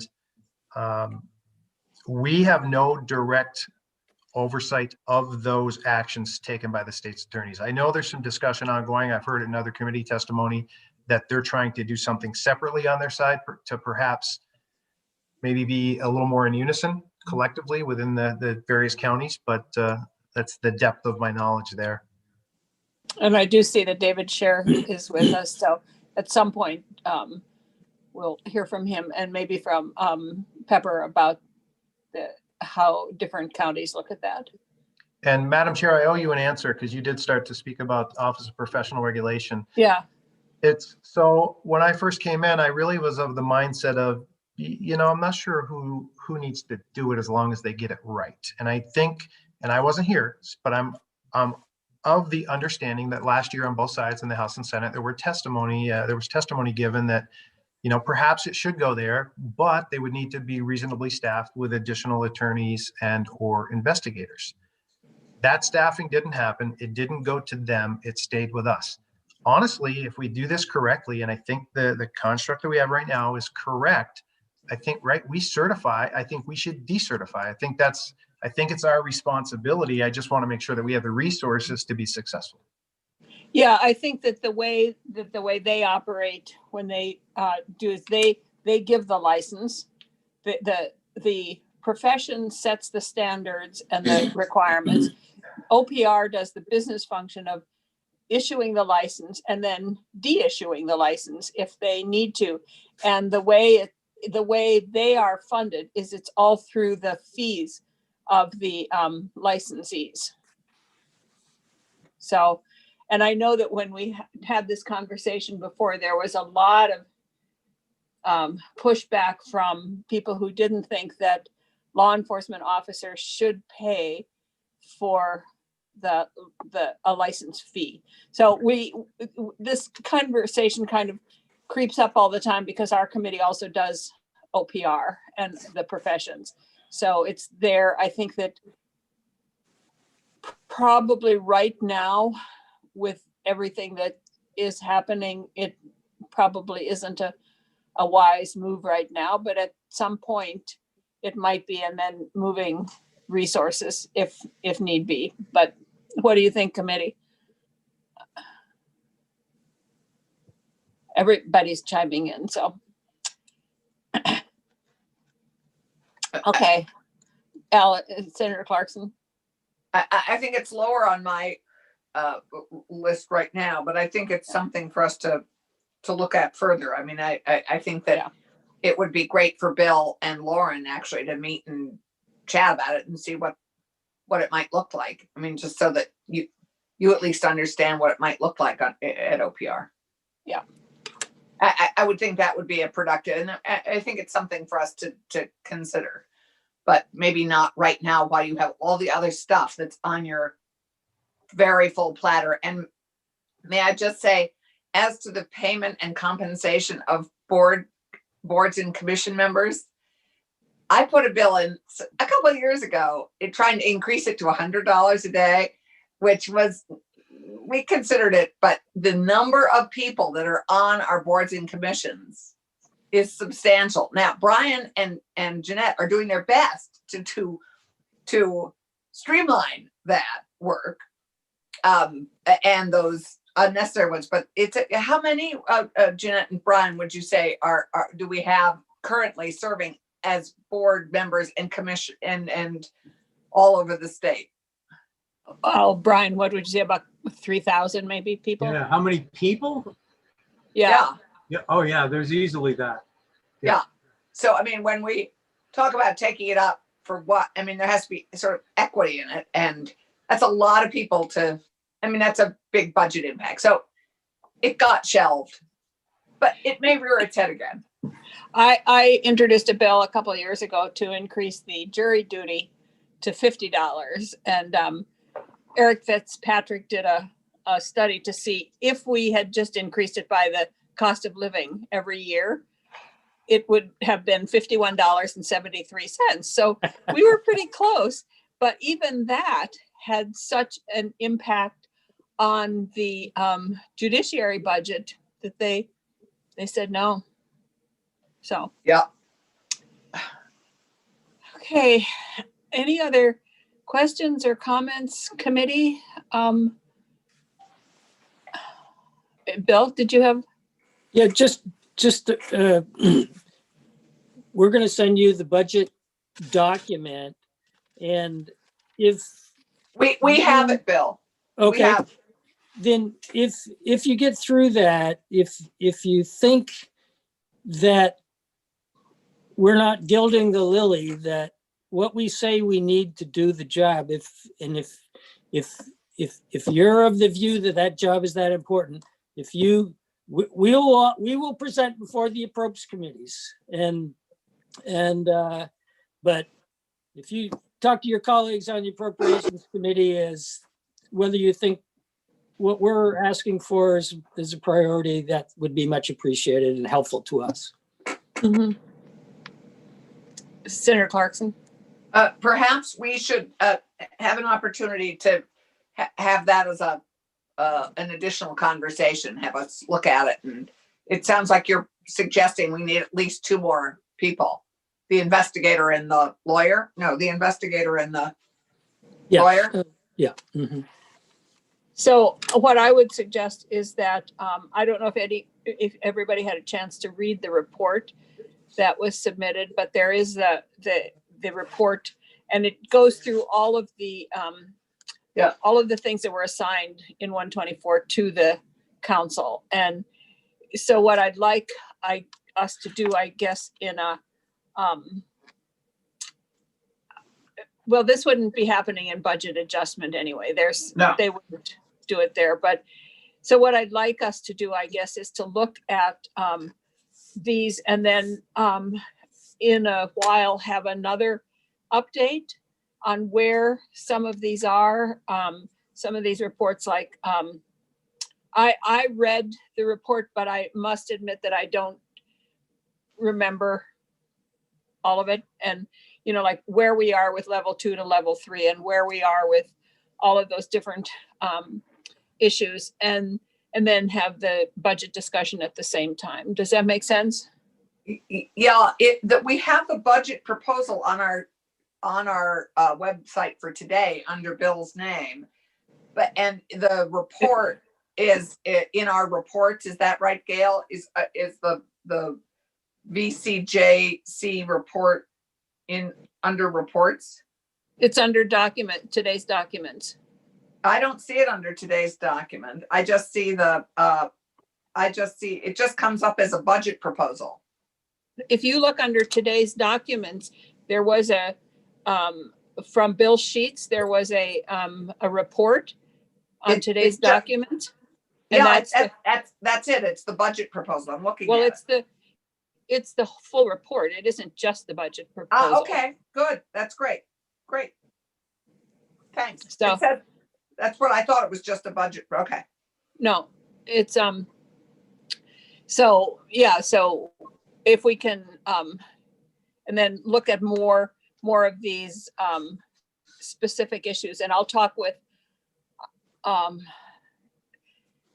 use of force thing is a different kind of report, I think, because the others are all recommendations that we've made around changes like a central port for reporting allegations and alternative routes to certification, that kind of thing.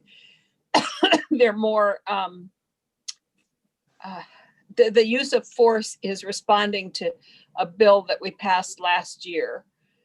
And Right. which I, in fact, didn't vote for, but we did pass that bill, and there's a tremendous amount of conversation that needs to happen around how that gets implemented and what it actually means.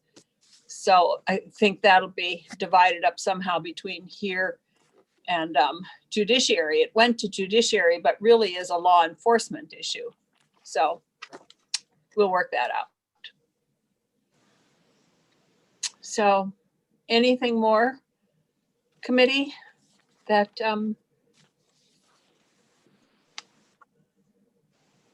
okay. Well, thank you so much. And I have to say that I'm really impressed by the amount of work that's being done. And I'm also really impressed by the enthusiasm for embracing the changes that and I think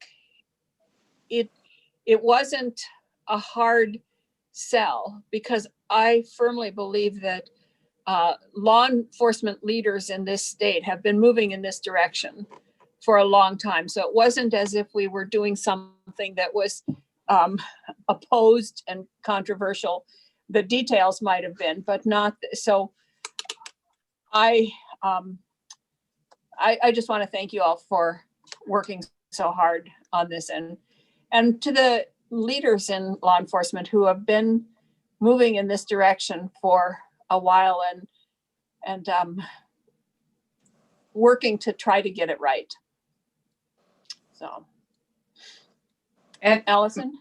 may I just add, I just like to thank Jeanette, because Jeanette really was dogged in the pursuit of this bill.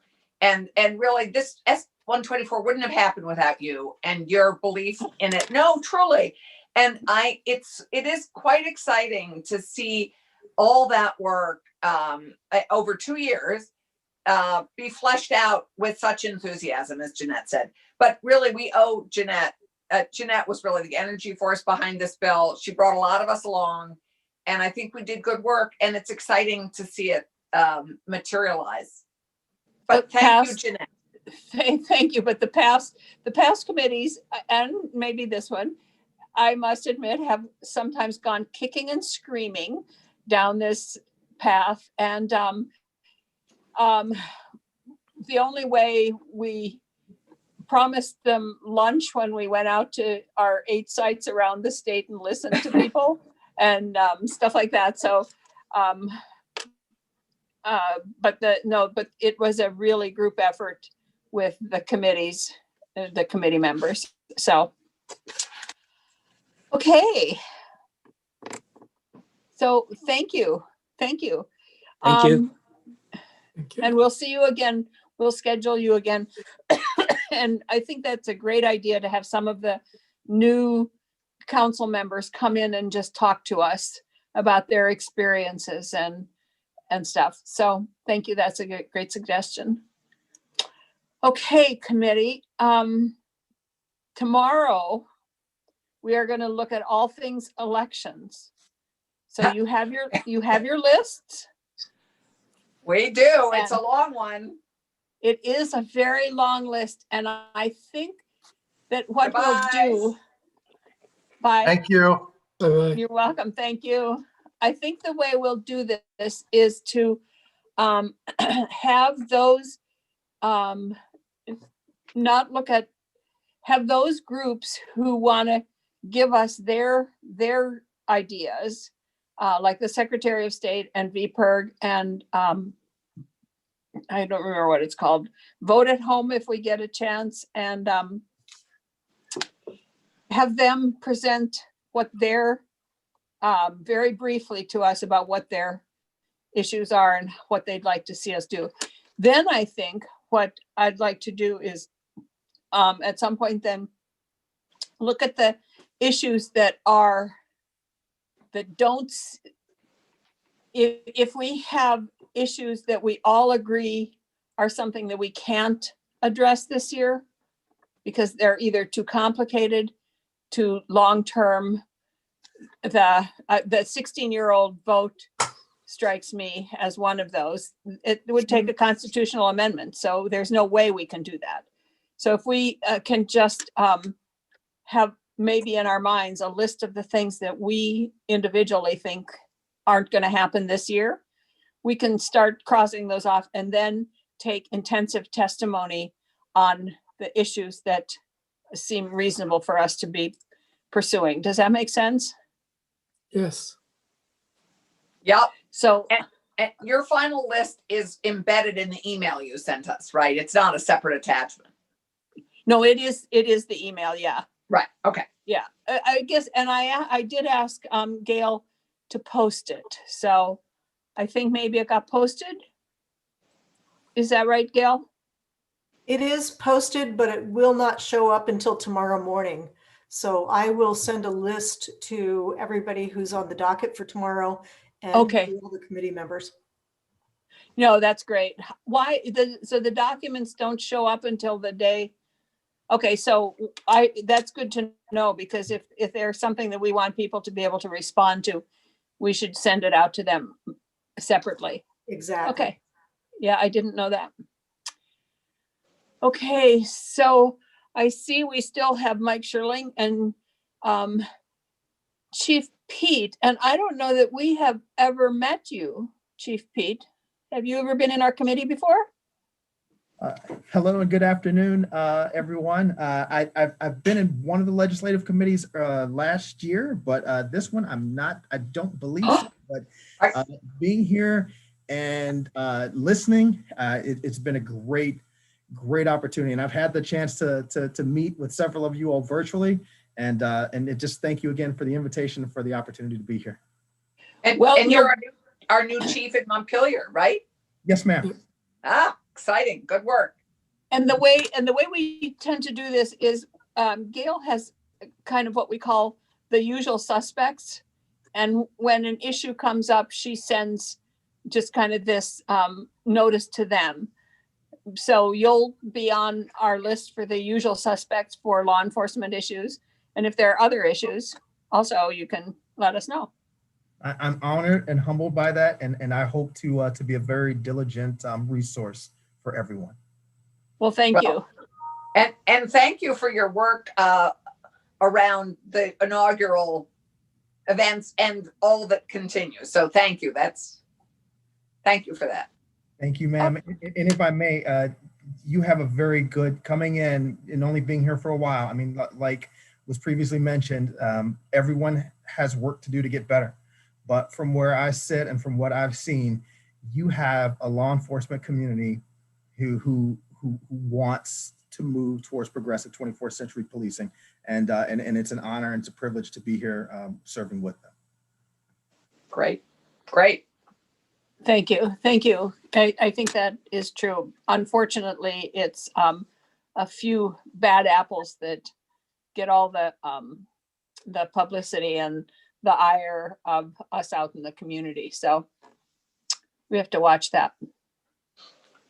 So Commissioner Sherling, did you have any parting words for us? Or you just have nothing else to do?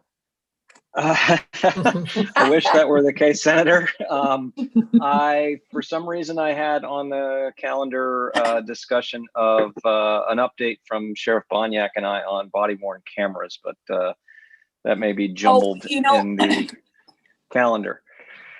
You know, what happened is that we took the ones that the council were going to do, and I see Bill has left. So, committee, do you want to hear that right now, or do you want to wait and have Bill come back and the commissioner? And full disclosure, we sent you an update document, and the LEAB will hand off to the Criminal Justice Council this work, but a lot of work's been done, and I think it's all captured in the document. So I don't necessarily need to encumber more of your time. Okay. That's such a gracious way of saying that. Can I ask you a question though, Commissioner? In the governor's budget address yesterday, he talked about body cams, but he talked about body cams for all state employed law enforcement, right? Not body cams for all law enforcement in the state. Correct. Okay. That's correct. And in his proposed budget adjustment, there's funds for the remainder of the state law enforcement entities to get the requisite number of body cameras. Okay, that's what I thought. I just wanted to make that clear. Allison? How many more is that, Michael? I mean, that's the Fish and Wildlife, the DMV, that crowd, right? I mean, I don't know. I'm sorry, I don't know the number, Senator, but it's DMV, the Warden Service, it's and that liquor, crowd, right? and the liquor enforcement folks, and just enough cameras to deal with the folks that are responders and forward facing, in much the same way we've deployed them for state police. So the administrative staff and folks that are doing background and investigations in the background are not. There's no expense for that. Okay. Any other questions or comments or, Well, Allison? May I just Yeah. add on, Michael, I would be remiss if we didn't all thank you also for your work in and around everything that was swirling around the Capitol. And it continues, I know, that work around the inauguration and the threats that we face. But I just, you know, we're so grateful for all that work, much of which we don't see, but we're so grateful. Thank you. And so happy things went smoothly and we had a peaceful transition of power. Thank you. I'll pass that along to the team as well. And my parting comment is that graciousness you hear was honed in Senate Economic Development with all things commerce in the first 3 years. Good. That's so next time we have reports, I'll be clearer about which report and who's going to give it so that we can focus in on those reports. So my apologies, and I'll send a note to Sheriff Bill. Thank you, Madam Chair. Have a good day. Thank you. Bye-bye. Thank you. Bye. Anything else, committee, that we need to? Jeanette, I just need to say, unfortunately, I'll be a little bit late tomorrow. I have to present a bill to the Education Committee, but I'll keep it brief. I asked them if I could do it some other day. They said, no, it has to be tomorrow. Really? Yeah, they said, hey, can you do it Thursday? And I said, well, I'd rather do it Wednesday or Friday, whatever. And they said, no, it's Thursday. So it'll be brief though. I don't think it'll take very long. We better speak to Senator Campion about his inflexibility. I have a related announcement of a similar sort. I was asked to speak in Senate Education on a piece of legislation on Friday at 1:15. Anthony, I'd be happy to switch with you if you need Friday, and I could take Thursday, but maybe they were different times. No, they said right after the floor, 1:15 or after 15 minutes after the floor. If you want my Friday slot, I could do Thursday at 1:15 instead. Well, I like the high level negotiation. I have a burning I just don't want to question. miss too much of the elections issues. I want to hear them. Yeah. But are we going to start off tomorrow with the Secretary of State talking first? So I'll probably be back before he's done. You will. Allison? I have a burning question. We all want to know what the new Shaw's was like. I mean, your new shopping experience. Oh, A lot like the old Shaw's, right? Yeah, I went to the old Shaw's, but it was a new, it was a new grocery store for me. Since March 13th, I have been to the pharmacy, the hardware store, right, Hannaford's, and once to my sister's house. Right. So going to a different grocery store was really exciting. It was very exciting, Anthony. Thank you. So you went to the new one to us, Glad you had a good not time. in the center of town. No, I went to the old Shaw's in the center of town, but it was a new experience. It was got it. So, it's old to us, but it's new to Jeanette. I mean, it was new. Did you go the right way up and down the aisles the right way? I did. I followed the rules just like I was supposed to. I'm very good at following rules normally. So I just wanted to let the committee know, though, that the Windsor County Court dismissed the Scott Woodward case about town meetings. I asked Tucker if there was anything that was written about it, because I'd be very curious to see what the reasoning was, how that happened. So, but that did get dismissed. Do you think it has anything to do with it being just a block and a half from my house? I don't think so. All right. This is an earlier day than some, but not. But thank you. It means we can do some of our legislative work we aren't able to do until like 9 at night.